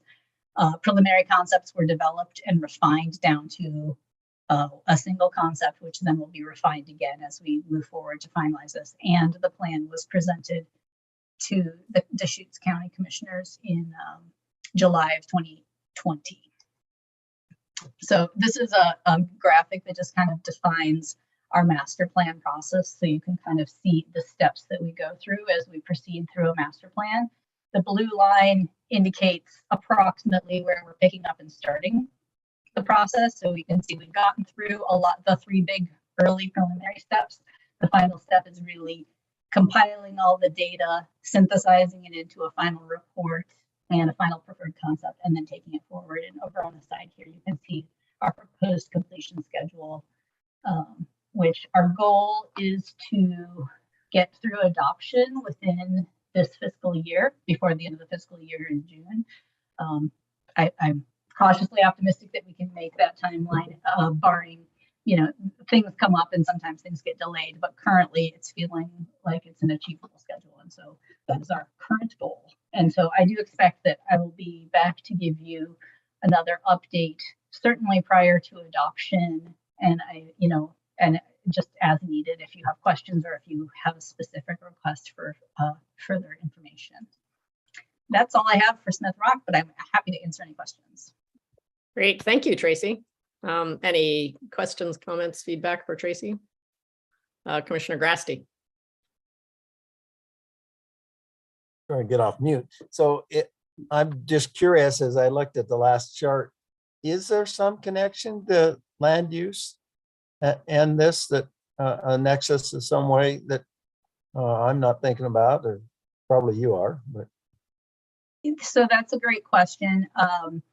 It is in the OAR that regulates our master planning process that we take a step to cross-reference our proposed development with the local land use authority to confirm compliance and understand how our proposed planning efforts align with their local jurisdiction. It doesn't necessarily prevent us from still having to go through a land use process when we propose projects for development, but it is a step that, it's prescribed in the OAR, and it's a step that we take in the process. It is also why we took the project to the county commissioners in 2020, because we wanted them to be briefed on the proposed project. I will say, in general, Smith Rock it's not a very large site, and it's pretty constrained due to the topography and the special character of the site. And so we aren't proposing massive changes through this master plan, but the prior master plan was done. I think this was in the brief, but I don't believe I mentioned it in my presentation. The prior master plan was originally prepared in 1991. So obviously a lot has changed since 1991. So therefore it's important to update the master plan so that we kind of are aware of our current use patterns, our current needs, and and focus areas, and we can sort of plan to manage for the growth and popularity of that we've seen at the site. We will probably be proposing consolidating parking. We're not really adding a lot of parking, but parking has rearranged over time, and so trying to change some of those use patterns to help improve them both for management and for safety and for user experience. That's one of the biggest things. And then there have been part of the prior work up until now included a proposed visitor center and sort of a gateway element associated with the site, so that people have a place to orient themselves and to learn about the site. And so that was included in the concepts that were presented at the earlier public meetings, and that's one of the elements that's potentially going to move forward through the GoBound project. But in order to do that, we first need to update the master plan. I believe AAG Shipsey has a comment on or a follow up on that, and also Commissioner Dura, I did see you had your hand up, but AAG Shipsey. Yeah, Commissioner Grasty, Tracy had it exactly right. It's in our OAR, but it's based on statute. And the idea is that if the local government approves the state park master plan, then when we go to do uses that are laid out in the plan, it is not subject to conditional use permit by the local government. It's referenced in their comprehensive plan, and then land use is simplified when we actually go to execute elements of the plan. Commissioner So, Grassley. hey, thanks for that, Steve. I appreciate it. Apparently it's my day to whine. I don't know, but I remain a little bit antsy about some of these processes because of a particular trail that got established and ignored land use in Eastern Oregon, and it continues to create a real problem. So I'm just wanting to make sure I haven't overlooked something. Great. Thanks, Commissioner Grassley. Commissioner Dur, did you have a comment? I saw your hand up earlier, but. I do, but it's just a minor comment. I appreciate the presentation, Tracy, and I really, again, appreciate the staff's work on this. This is a park where in the last 31 years since the last master plan, so much has changed. And so much has changed in terms of just the sheer quantity of visitation and some of the challenges and opportunities associated with that, and the visitor pressure on certain kinds of resources and prior infrastructure. And there's been a qualitative shift in terms of just what people do here too, reflecting that larger change in the region and larger change in Central Oregon's population. And so it seems very timely and very important to get this one up to speed. And while I hate to kind of overuse the concept, I do think, as I said earlier on another topic, this is sort of precedent setting in a way, because we have a number of parks where we've had planning documents that are decades old and really think about the park and think about park management as those things existed 30 plus years ago when we were working with very different circumstances. And so in some ways, I viewed this as maybe ahead of the curve of several different plans we're going to see in the future, where we're taking well-considered, well-developed plans that we've had on the shelves and having to really adapt them significantly for just a level of visitation not anticipated, certainly by the people who created the park originally, and certainly not also anticipated by the planners of 30 years ago. So it's important in that regard too, just as a process to update those plans in light of that level of change. So anyway, I appreciate staff's work on it. It's been good to see. Thank you, Commissioner Dur, and thank you, Tracy. Any other comments or questions for Tracy on this?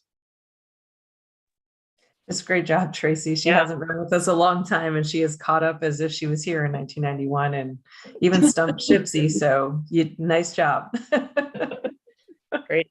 Well, thank you. And I believe you are on our next item as well, 8B, Nehalem Bay State Park Go Bond improvements. So carry on. That is correct. Hello again. I will be talking to you a little bit about item 8B, which is, as was said, the Nehalem Bay State Park Go Bond projects. So this is one of the big Go Bond projects that we've been working on. The estimated project budget for this is in the vicinity of 8 to 10 million total. That'll be 8.5 million of Go Bond and up to 2 million of supplemental FIP funding to help complete all of the projects. So, we have a number of projects on the Go Bond list. Nehalem Bay is one that has a lot of pieces. It's a lot of little projects that are all combined to make one very large project.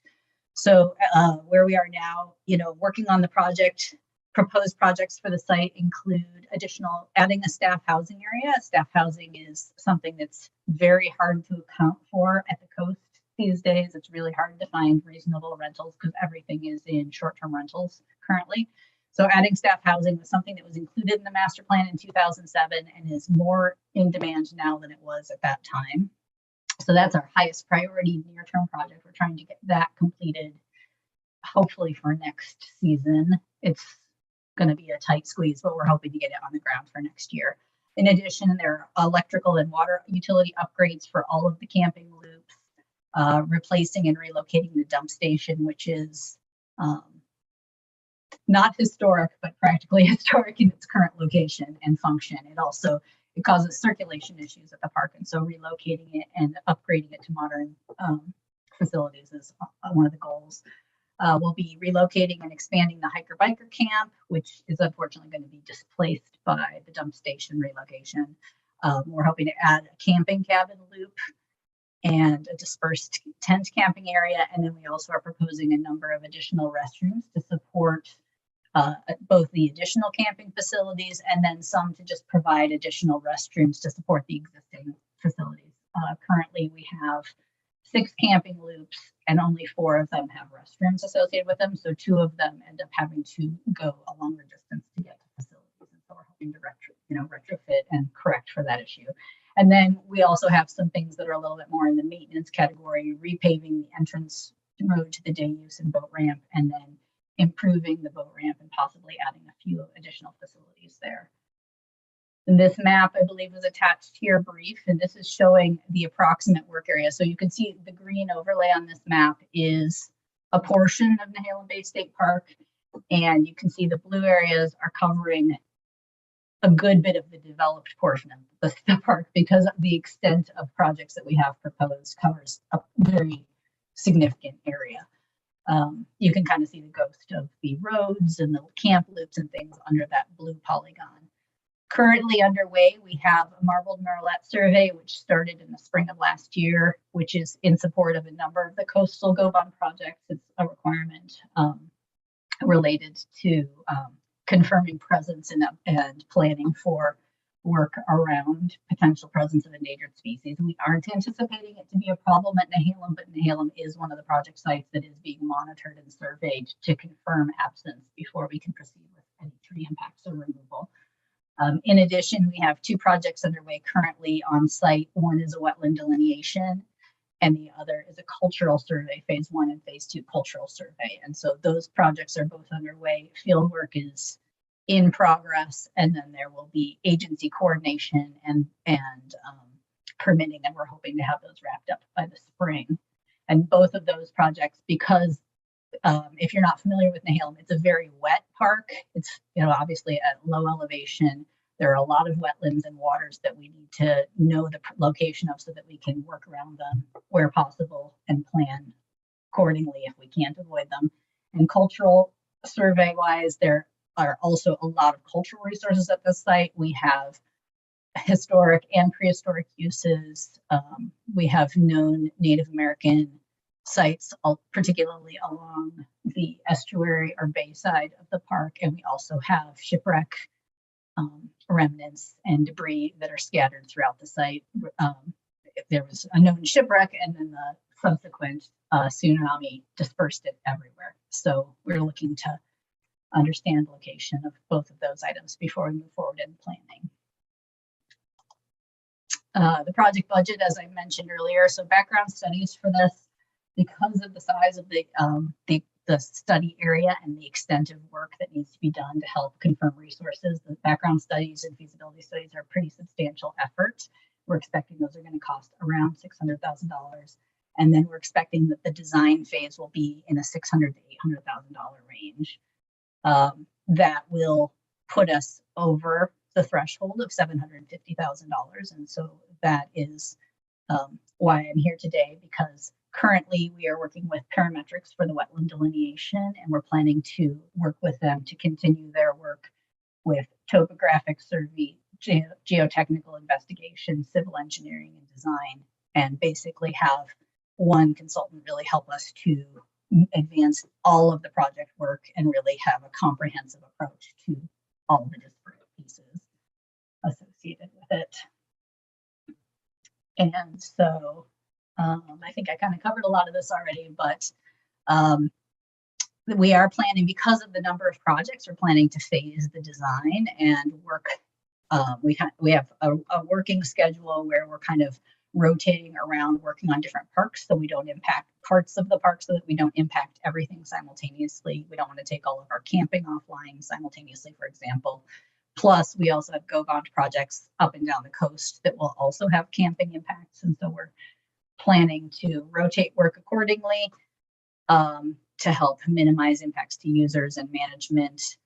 And schedule-wise, the schedule, I didn't go into detail on the different projects, but as I said, we're planning on having the construction periods roll out with perhaps 4 or 5 construction periods over the next few years, with the first one hopefully being the staff housing commencing spring or summer of next year. And then after that, we'll have utility works that will hopefully happen in the fall or winter of the following year, and then moving on through the rest of the projects that are proposed. The one project that might push beyond the Go Bond planning horizon is the boat ramp improvements, because the boat ramp will entail a lot of additional permitting and resources associated with the estuary, endangered species, and floodplain and federal agencies, as well as the usual local agency permitting. So that project may or may not be able to be completed within the Go Bond, but everything else we're hoping to have complete in the vicinity of December 2025.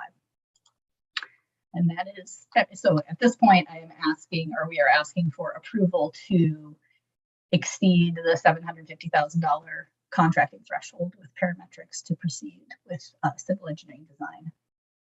Great, thanks, Tracy. And I see your hand, Commissioner Dore. I was just going to comment, though, that the new campsites that'll be right at the end of the runway, I don't know if we should charge more or less for those. I guess we charge more for the people who like to watch planes land and take off, and less for those that might feel a little bit perturbed by having that happen overhead. But anyway, just Commissioner Dore.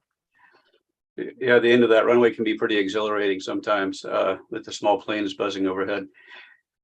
Thank you again, Tracy, for that presentation. I was wondering, can we back up to the map you showed with all those blue polygons? I have a couple of questions, I guess, relating to that. Yeah, so are those areas, those polygons representing areas where we are fully expecting ground disturbance, or are those just areas we're surveying because of potential effects based on circumstances to be determined? I can walk through, we won't touch every inch of this. Absolutely, we won't. This polygon pretty much represents the wetland delineation and cultural resources surveys to help give us enough information to cite these elements according, to the best of our ability to avoid resources. Understood. I can try and point a little bit if you want information on the specific locations of elements. Can you see my cursor? Oh, oops, that went the wrong way. There's my cursor. So in this location at the very north, so north is to the left on this map. Obviously the estuary is on the upper side of the screen, and the beach or the ocean is on the south side of the screen. So we are doing research in the vicinity of the existing office and administration building in the event that we're hoping to expand the offices and administration capacity at the park, because they're very cramped at this site currently. They have 3 rangers per office, and there's a lot going on in a really tiny space. There's a wetland directly behind the maintenance building, and so we have that included in the wetland delineation so that we know what our constraints are on expanding the footprint. The next section here, this is the proposed cabin loop location. So this would be road improvements up to there's a hill here. So this would be road improvements to the top of the hill, 5 to 7 cabins plus a restroom. And it is directly north of the end of the airstrip. And we are coordinating with Oregon Aviation to determine if this is in fact a viable location. This was in the 2007 master plan, but it's unclear. But since that time, Aviation has asked us to do additional clearing and safety improvements in the site, and it's unclear if this is still a viable option. So part of the rest of this is looking at a few other areas in case we need to move stuff around. This is the location for the staff housing. This is the location for the dump station, which displaces hiker biker. We're looking at potentially moving hiker biker to the other side of the parking lot. And then in these areas, this is mostly utility renovation and improvement that'll be happening, with the exception of potentially a new restroom between C and D loops, which are the 2 loops that are underserved currently. Again, it's very wet, and there are cultural resources potentially in the vicinity, so trying to identify those resources to work around them to the extent possible. And then as we move south, there are utility improvements proposed for the equestrian camp, and tent camping, new tent camping is proposed in this vicinity. It may not be viable here, and so looking at alternate locations that we could put it instead, depending, the county's pushed back on our idea to put it in the dune, even though it wasn't in our master plan. And then adding overflow parking at the boat ramp and improving the boat ramp. So that's perhaps more information than we're wanting, but I think it's a little bit better outline of where things are. I appreciate that. And the long, thin polygon, the hockey stick shaped thing? So this is road improvement, and this is likely to be at the minimum road repaving for the day use road. It's about a mile of road that comes in to the boat from this four-way stop to the boat ramp. Right. And so we are, whether or not we'll be widening it, there has been discussion of adding bike lanes on that. There's no path or bike lane currently along the road. I do think the pavement and the prism of the existing road may be wide enough to accommodate that. So we may not truly have to widen it. We may just be repaving and widening the pavement and restriping, but that's to be determined. Right. Okay, very good. I appreciate the breakdown. I know that you appreciate, and all the staff involved appreciate, that this is a place that is, there's a lot going on there in terms of natural and cultural resources. And so I appreciate the great care. There are aspects of this that feel like threading the needle between different categories of resources and existing infrastructure and so on. So I know it's a sort of delicate surgery in a way. I appreciate that extra effort. Just out of curiosity, has there been much tribal consultations about these geo improvements at this point, or is that sort of pending? That is pending. At this point, we have submitted the SHPO permit to do the phase 1 and phase 2 survey, and we are waiting for input from the tribes to advance the project. Right. And so we are hoping to be able to commence field work in October. Right. And then ultimately there will be tribal involvement, I'm sure, in tribal consultation as we move through. Right. Yeah, good. Yeah, I appreciate that as well. I know that's sort of standard operating procedure, but seems important here. And finally, I guess I'd point out that you've had a lot of archaeologists sort of scouring this whole park for shipwreck debris. And hopefully there's some back and forth communication with those people, because they may know things, or we may discover things that are of interest to them eventually. So I suspect there might be a conversation there in the future, if it's not already ongoing. Yes, so that is definitely an element. Stacy Scott is our staff archaeologist for the coast. That's right. She has been working with the Maritime Archaeological Association and others. She was involved directly with the recovery that was done last month, I think it was, out of the coast.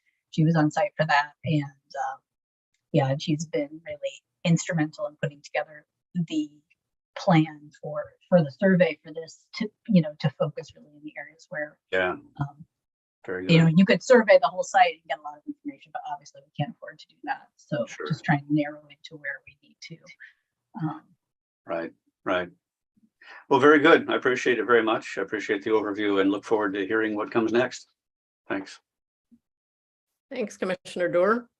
Any other questions or feedback for Tracy? All right, that's a great presentation. I think we are looking for a motion then to approve the consultant design and permitting budget in excess of $750,000. Do we have? So moved. So moved. Commissioner Grasty is moved. Do we have a second? Second. We have a second from Commissioner Berger. Any further discussion? All right, all those in favor say aye. Aye. Any opposed? All right, that passes. Great work, Tracy. It is a complex lift, both of those projects. So thank you for all your hard work, and please thank the team as well. Great. Thank you very much. All right, we're on to 8C, Collier Campground Improvements with John Severs. Good morning, Chair Allen, Director Assumption, member of the commission. My name is John Severs, Construction Project Manager for Oregon Parks. And I'm presenting action item 8C, campground entrance improvements at Collier Memorial State Park. And I will attempt to share my screen.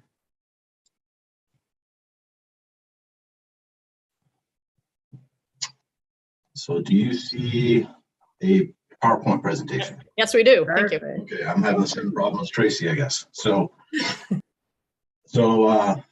yes, Collier State Park, the entrance into it, the campground is in need of dire improvements.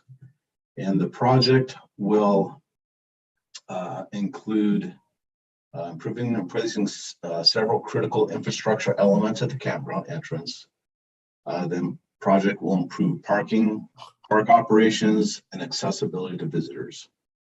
The photo that you see is the existing campground entrance.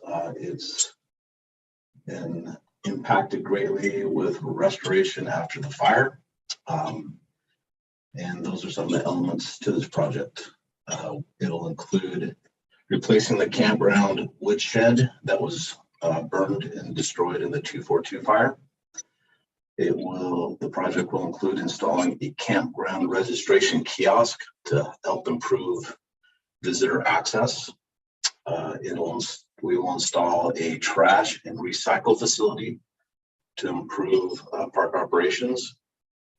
We will develop a paved overflow parking area that's needed. We'll realign the roadway for improved campground access.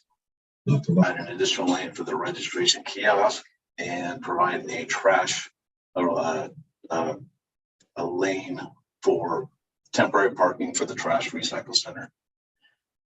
The project will also include restoration to the RV dump station that is prior to the campground, and we will make improvements to the landscape areas around the campground in concert with improvements park wide after the fire restoration.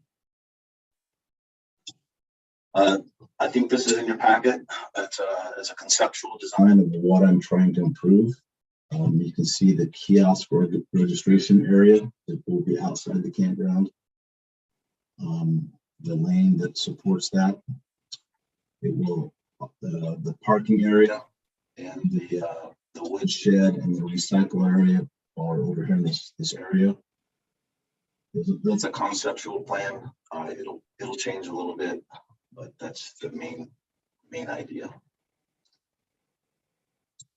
The project budget is right around $750,000. It'll include project overhead costs of around $25,000, design efforts of about $125,000, building construction will be about $150,000, and the civil development, civil construction will be about $450,000. So the total project I'm estimating is around $750,000. This is a rendering of the woodshed, what we will replace the old woodshed with. The design will become a little bigger because we want to add storage to the building for park operations.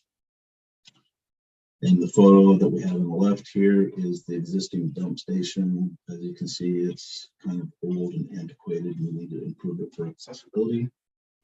And we'll take advantage of this project and do that at the same time. Design completion is scheduled for January of next year, 2023. This is an aggressive schedule. We're trying to get it completed by June of 2023. So that's pretty much the project in a nutshell. Is there any questions? Great, thank you, John. Any questions? I wish we had had a chance to be down there touring it and seeing that in person, but great presentation. Commissioner Hill. I do too. I wish we were down there, but thank you for this. How does insurance play into this? Are these pieces that just weren't covered? So correct. So there is a FEMA claim for the woodshed, and we're going through the review process of that. So there is a funding that will support that. Okay, and that's the only piece of this that would potentially get covered through insurance. Thank you. Any other questions, comments for John? All right, if not, then I think we're looking for a motion to approve campground entrance improvements at Collier Memorial State Park. Do we have a motion? I also Move approval. So Commissioner Durer, I heard on that, and was it Commissioner Grasty? I'll give you the second. That works. All right, okay. Any further discussion? All right, all those in favor say aye. Aye. Aye. Any opposed? All right, it passes. Thanks so much, John. Thank you. And thanks to the team. All right, I think we are moving on to Lapine State Park, North Loop Campground Paving Project, also with John. Correct. And now I can say good afternoon. Sherry Ellen, Director Assumption, members of the commission. Again, my name is John Severs, presenting action item 8D, Lapine North Loop Paving Improvement Project. And this is kind of a strategic project as far as budget goes. And I will explain that in the following slide. So the project description,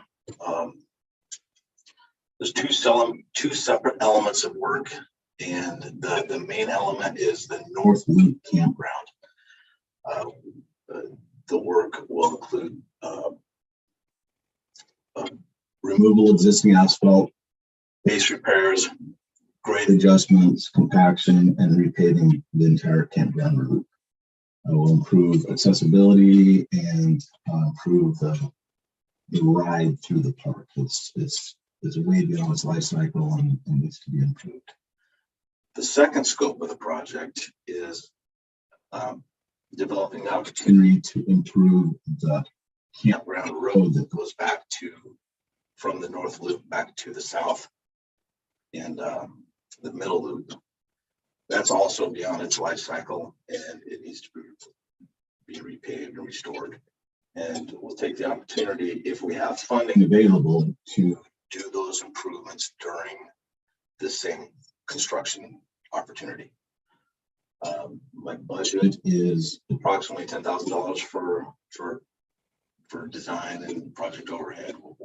This project will be designed internally. The base bid for the North Loop is roughly $640,000. And the alternate bid, which would be the improvements to the campground road, is approximately $150,000. So potentially, depending on funding available at the end of the biennium, we could have a project of $650,000 up to $800,000. Again, aggressive construction schedule. Try to have the design complete by the February. Construction would start in May or as soon as weather is appropriate, and the project completion would be in June, before the end of June 2023. I've included a map to kind of show the project area. The area that's in peach would be the base bid, that is the North Loop. And then the alternate bid item would be this shaded area in blue. And then that would be adjusted based on the available funding at the end of the biennium.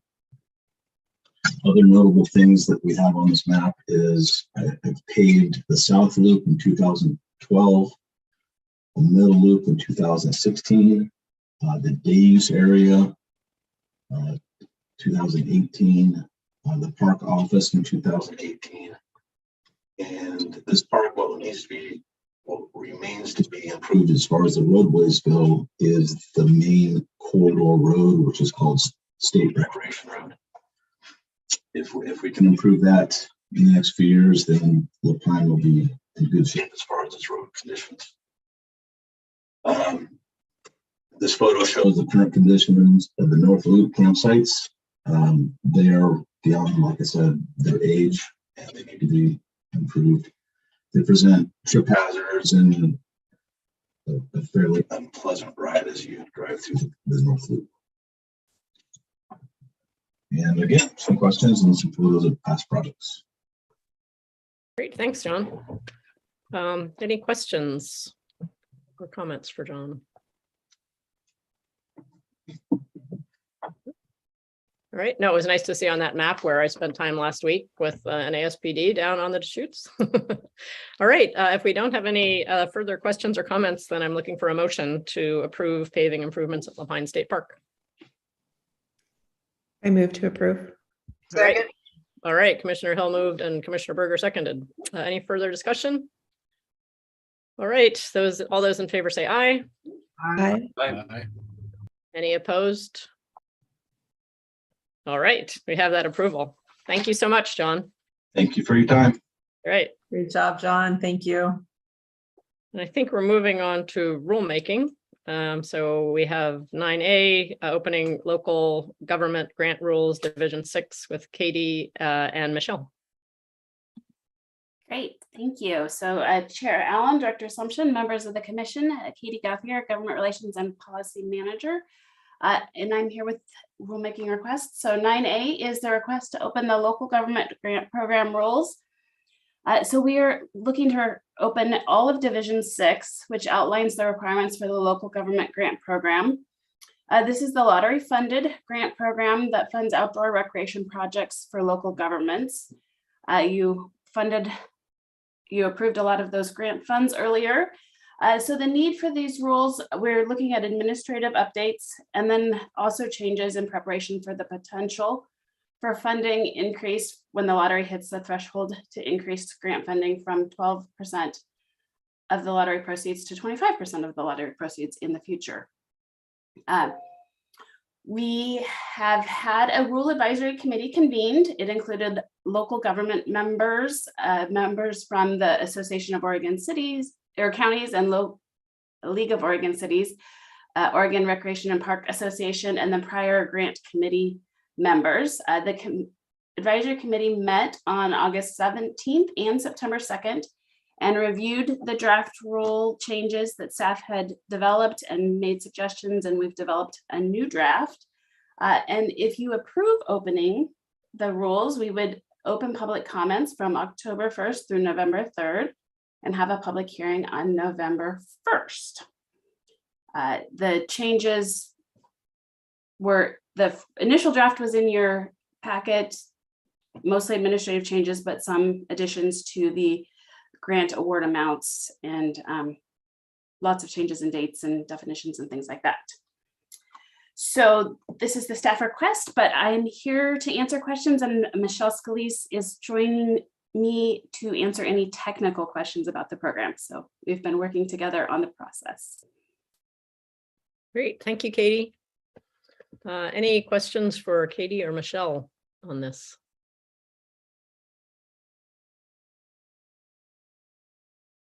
Commissioner Blasher. Thank you, Katie, for the work on this. I'm supportive of opening up the rulemaking. I think it'll be good for us. I just had a couple questions, and I know you all are going to work through more of this throughout the process. I guess one thing I was just reflecting on is I appreciate seeing some of the edited language here. I think it's in like section 3 that you have just calling out some of the outdoor recreation elements of locally adopted climate change and adaptation plans. I think there's some real opportunity in the local government grant program, all of our grant and funding programs, all of our comprehensive planning efforts to really have that intersection of the outdoor recreation work, acknowledging our role as a natural resource lands manager too, and opportunities to support that climate resilience, and the agency and states efforts around leaning into more of the equity and inclusion efforts. And so making sure that that's highlighted. So it's more of just a comment that I appreciate seeing that language in there. And then moving into section 5 in the application procedure, and I believe it's subset, what was K or what was L, but moving to K in regards to the government to government inquiries with tribes. And I see that section is being proposed to be removed. And so is it that the engagement with the tribal nations is being reflected somewhere else in like the manual and procedures, or is that something that is not being directly called out as part of the government grants program and just sort of lives somewhere else? So. Yeah, Katie, would you like me to address that? Yes, the government to government one, if you can address that one. Yeah, so that I believe was kind of a holdover and came from some of our federal rules. We do cover that in our manual, and also it is covered in, that we do have to follow all federal and state rules and guidelines. So we're not really getting rid of the requirement for tribal consultation when necessary. That was kind of a cleanup situation. So it's not that it's not important, but it's done a little bit differently for state funded projects.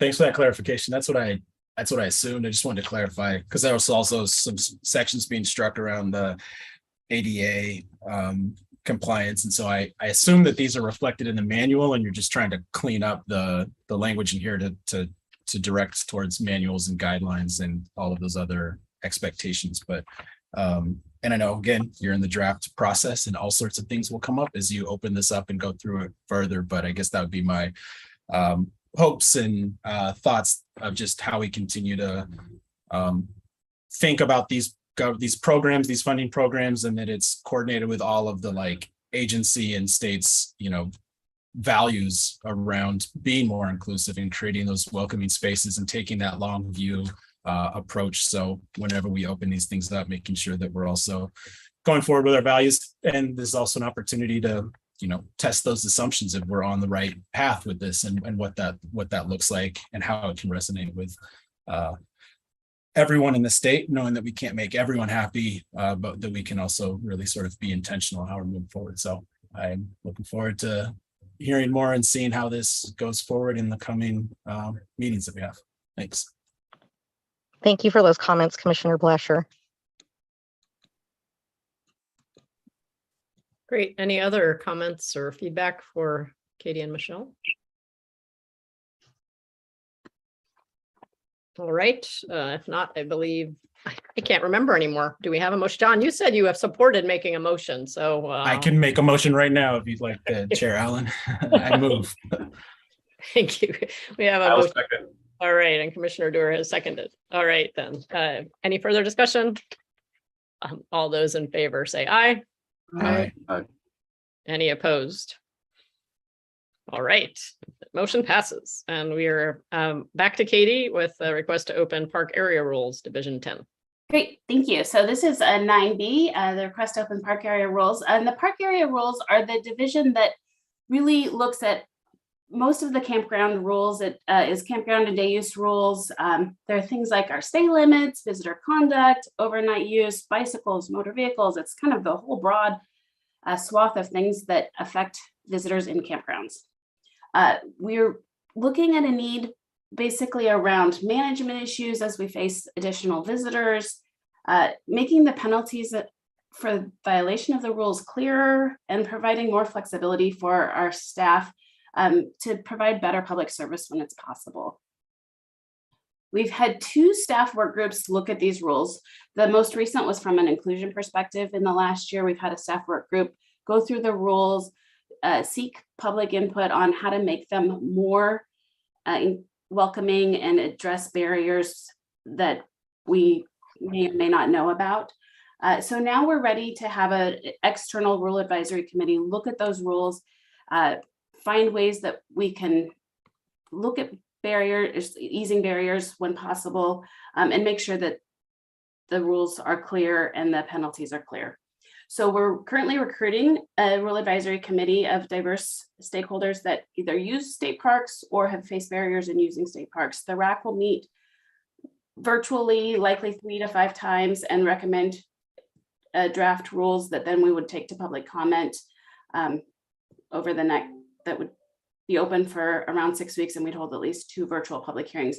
We are seeking to open the rules before we do the RAC, just so that we have the opportunity to open them prior to the next commission meeting if time allows.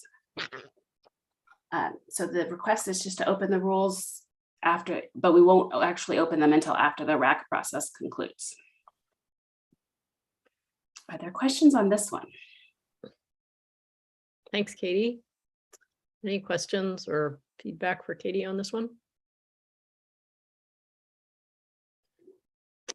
Katie, Commissioner Berger.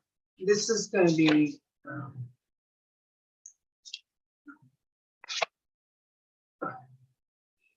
potentially fraught. I'm glad to hear of the staff has done their base work, and now it's time for the public to opine.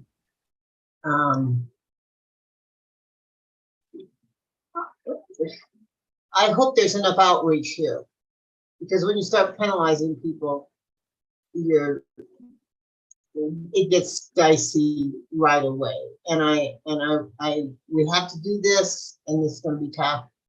I just hope that we don't hear at some later point, well, I didn't know you were talking about this. So I would just encourage as much outreach as possible as you work through this process. That's very a point well taken. And the penalties are already there. It's just not super clear what they are in rule. So the intent really is to make it clearer so that our staff can easily point to this is the penalty. I start to get a lot more questions. I absolutely get that, because that has been a need for the staff. I just hope that every stakeholder who comes back later, you can point to, well, here's what we did to try and reach you. I guess is what I'm saying, because there's plenty of room for people to talk about these things. This is a really difficult area for staff and for the public. So thank you for taking this on. Yes. Thanks, Commissioner Berger. Commissioner Blasher. Thanks. Yeah, I echo a lot of what Commissioner Berger was saying, and hopefully we're taking the due time we need to extend the reach to as many people as possible to get the right levels of variety of input in this. And I can see it being, being potentially challenging when we open up something this large, and there's operational challenges to go through what we can enforce, and then there's what we do enforce, and part of that is along the education spectrum of trying to create these again, welcoming environments. And so yeah, I think kind of the comments that I had before on the previous item about the bulk government grants rulemaking too is similar. Just how are we opening up and leading with those values that that help to drive the agency's work, and opportunity to do some of that confirmation too through this process. And I know you all are going to go through this again in more detail, but I just, something that popped out for me was one of the recommendations in the section 25 related to motor vehicles, and a suggestion of adding in, I think it's line 10, around maintenance or repair of vehicles is prohibited on park property without manager approval. And I assume that's for folks that are maybe setting up many body shops on various properties all around folks, and not just someone that's, I don't know, changing a fan belt or something like that because they had an extra around. And so again, I know you all will get into those details, but those are the kind of little things too that as we go through this, the language in there and the interpretation of it, and the difference of, again, what are violations and what are things that are enforced versus how we're educating along that spectrum will matter. And yeah, so hats off to you all for launching into this one, and glad that we're taking the time to do some of the cleanup and clarifying these things. So thank you. Great, thank you. And we will definitely work to make it a diverse rule advisory committee, and that's why we're making sure to take extra time to ensure lots of outreach. Great, thanks, Katie, and great comments, Commissioner Blasher. Any other feedback for Katie on this one at this stage? All right, yeah, it's going to be a lift, but thank you for the hard work. I believe we do we have a motion? Do we need a motion? I'm losing track here. I think we need a motion. We already have a motion. Remind me. Let somebody give a motion. I'll give a motion. Motion to open roll. All right. Second. All right. We have a second from Commissioner Grasty. All right. Any further discussion? All right, then all those in favor say aye. Aye. Any opposed? All right, then. Yeah, thank you, Katie, and thanks everyone. It will for the hard work so far and going forward on that. Commissioner Berger, is that your hand? Yes, go ahead. I think we are through the action items on this agenda. I have another meeting, so I would request that I leave at this time.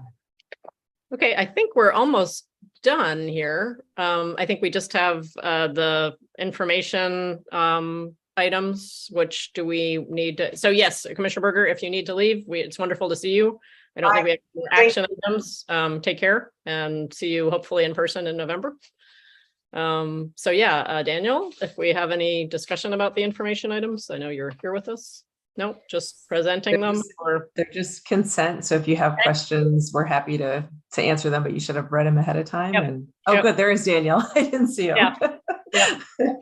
Yeah, I saw he was here, so I wanted to make sure I could turn on his camera. Any questions on the actions under delegated authority? I see Commissioner Grasty. So I guess I got confused by all of that. Daniel, are you going to make a presentation, or are we just talking about the paperwork we've got? So just to comment, we earlier had maps of where projects are proposed or going. It'd be really nice to see a map included with these contracts. You do great work, but we're going to get a list of contracts, a map along with it. That'd help. Thanks.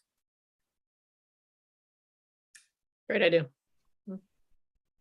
So, Chair Allen, Director Assumption, Commissioners, for the record, Daniel Killam, the Deputy Director of Administration for Oregon Parks and Recreation. So thanks for that suggestion, Commissioner Grasty. Just for clarification, so for all of these contracts and procurements listed, you would like us to put together a map similar to those that you see for the grant requests? Is that what I'm understanding you to ask? I just want to make sure. I think it'd be nice just to see them. So yes. Okay. All right. We'll see what we can put together. It might be with this many, it might be a little complicated or a little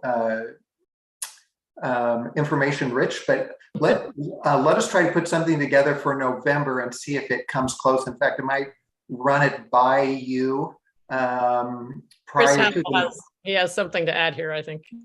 Sure. That works. Sorry, just a question for clarification.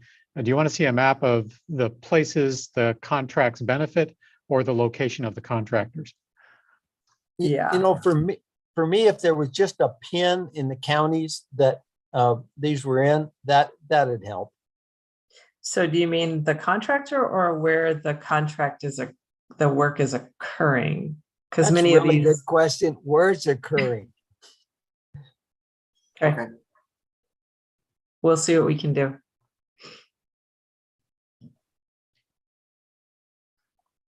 All right, thanks. Any other questions for Daniel?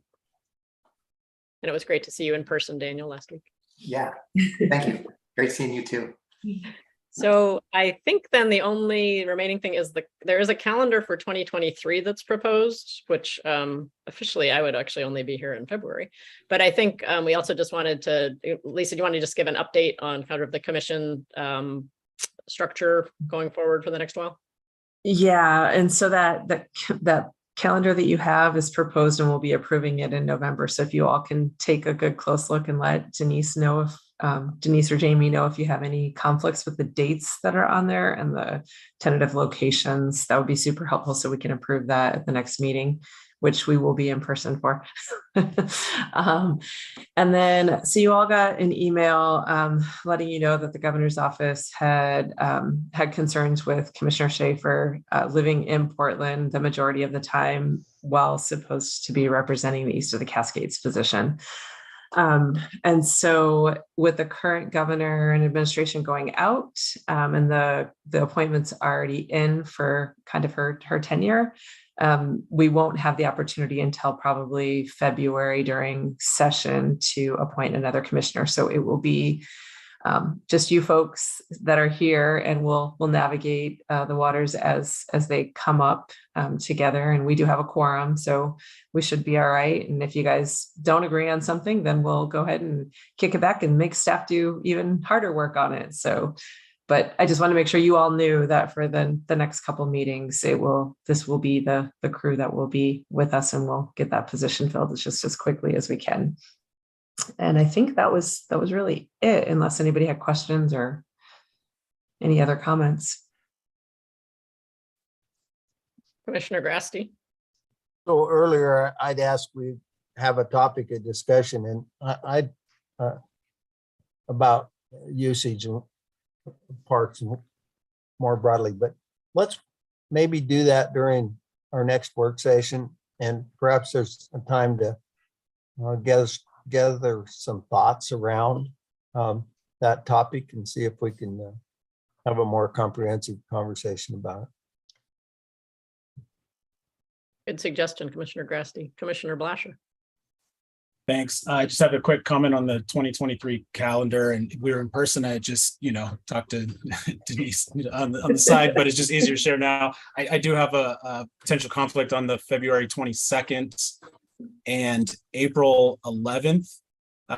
So I recognize those would be tour and work session days, and so it's maybe not necessary to like change things around on my behalf, but I could, if there are some call-in options or something like that, and I'm happy to talk with you directly, Lisa, about more of those details, or Denise about what that is. But yeah, February 22nd and April 11th, I have some scheduling conflicts in 2023.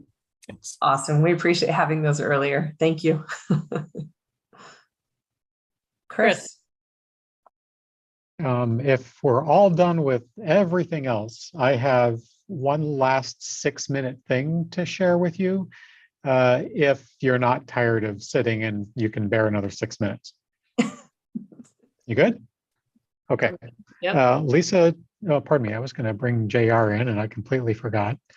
There, while he's coming in. Lisa, I'll let you talk us into this. Is this the Steel video? Yep. Okay, so you all remember back in 2020 when we had the horrible fires here, and one of our partners, Roger Phelps from Steel Corporation, reached out and said, hey, we really want to do something for Oregon and help with these fires. Is there anything that we could do that would be useful? So they came out once, actually twice. They came out and helped us kind of on the ground, and then came back and had this wonderful idea of doing a tree planting and help with kind of stimulate the restoration work by planting 2021 trees, not only in Oregon, but also in California. So Team Collier and JR and I worked pretty closely with Steel and Hearts, help me with the name of the other one, Hearts of Steel. Yep. Yeah, the other the nonprofit that came, Hands. Yep. Yep. Hands and Hearts. Yeah. Is that right? Hands and Hearts. Anyway, yep. Some volunteers that came out and helped both of us. And then from that, Steel decided that it went over so well that they have announced nationally that they are going to be offering 6 $20,000 grants across America state parks for any type of conservation, protection, and or restoration work around natural disasters. So they launched that at our conference last week and announced the new 6 winners, but this is the video from the work that we did with Steel and California down at Collier. Just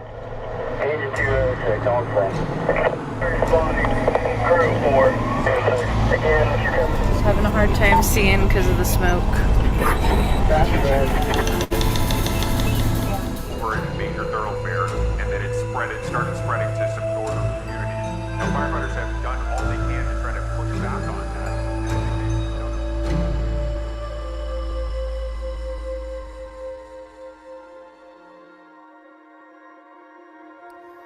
Hi, I'm Chuck Lavelle, keyboardist and musical director for the Rolling Stones. And I'm also a conservationist, a tree farmer, and the host of a nationally televised program called America's Forests with Chuck Lavelle. We are all aware of the horrific wildfires that burned millions of acres of forest land out west in 2020. Oregon and California were especially hard hit, and state parks there were not spared. I am passionate about our nation's forests, and what most people may not be aware of is that America's state parks manage over 12 million acres of forest land across 50 states. This is a truly awe-inspiring responsibility, and the men and women of our state park systems have my respect and admiration. My friends at Steele, who are longtime supporters of America's state parks, set out to help parks in Oregon and California on the long road to recovery by planting 2,021 trees in the year 2021 as part of their Hearts of Steel program. I think the thing that excites me the most is the way that sometimes a crisis like this can actually show the best of us. When we pull together as a community, there's nothing we can't do. All with one single vision in mind, to reinvigorate and to bring back life and trees and wildlife and beauty to a place that had suffered such devastation. Bringing together multiple public, private, and nonprofit groups, the Hearts of Steel project kicked off in June of 2021 and focused on two parks in particular that suffered significant loss. In Oregon, the Collier Memorial State Park had 400 of the park's 570 acres burned. In early September of 2020, we had a fire event occur just north of the property, northeast of our property here, that started on federal land, and that fire spread quickly onto our property. It eventually burned through much of our property, burned up into our campground, burned over our campground, and then spread throughout this area. I don't know where she wants to put it. You don't recover on your own. It takes a community.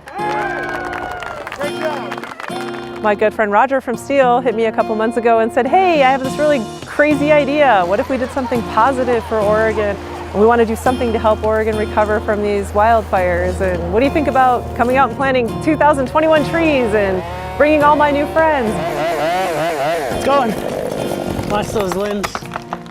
Fishery-wise, this is about as important as it gets, and that's why all of these trees here and stuff are worth their weight in gold, because this is the powerhouse for our red band trout. So your old dead trees that are getting tipped in the water, providing cover and a little bit of a break for these juvenile fish.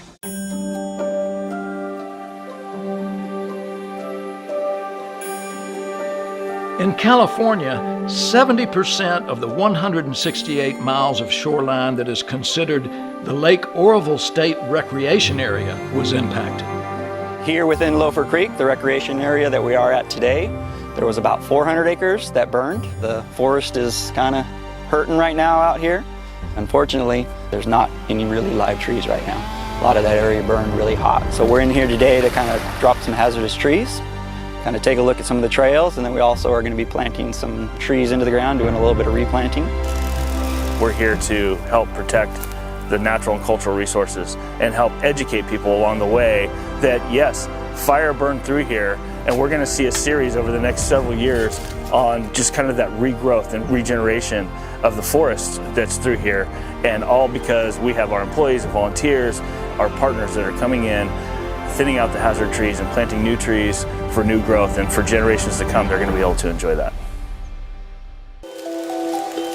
In September, the teams returned and completed the bulk of the planting, and nature cooperated with the first heavy rains of the season.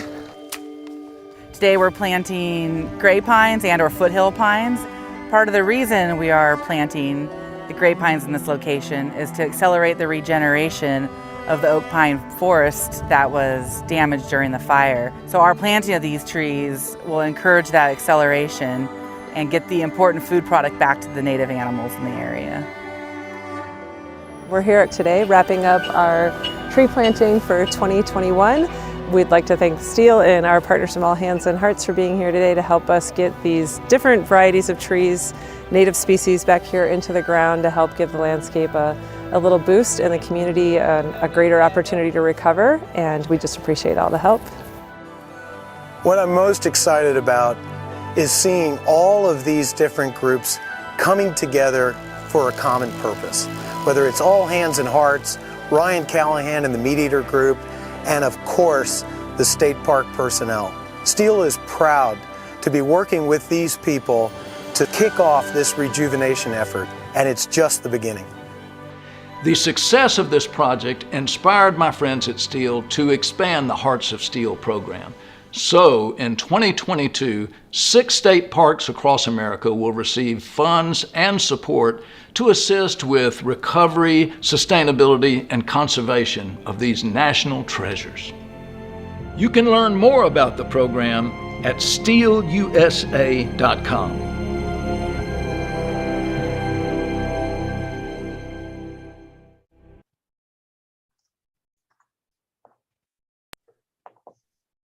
Great. Thanks for sharing that, Chris. Nice job, JR. Good job, Lisa. Woo-hoo. Yeah, we were a little intimidated. We're like Chuck Lavelle, and he didn't come back out to plant because apparently he went back on tour with the Rolling Stones. And then we had Ryan Callahan, which I think JR knew who he was, but yeah, there were a lot of starstruck people. And it was quite an incredible opportunity, and I'm super excited for the other 6 state parks that are going to experience the same love from our partners. Still gives me goosebumps though from what happened there and where we are today, and just to see the recovery. And those trees were mostly alive when we were there on Friday, so I think we did okay. I still remember when I had some travel to approve. I'm like, Lisa's doing what with the chain? She's going with the chainsaw people somewhere? Okay. And they gave us chainsaws, and it's really cool, our augers. It's much easier to plant trees when you got power tools. Well, thanks for sharing that. And thanks for the partnerships that were also really evident again last week at the conference. It was really impressive to see the links between state parks across the country and then also some of the other partners. One comment Lisa made that I saw to be true is that, at that conference, the folks who were sponsors or partners from the private sector were pretty fully integrated into the whole program. You know, they were participating, they were attending sessions, they were, just having a, really good opportunity to really build some relationships and share expertise and explore opportunities. So I just want to comment that was really evident to me. So, as our good friend Phil says from South Carolina, parks people are special, including our partners. I think he means we're weird, but I'm gonna stick with special. We're one big family. Great. Anything else today for the good of the order that we want to cover?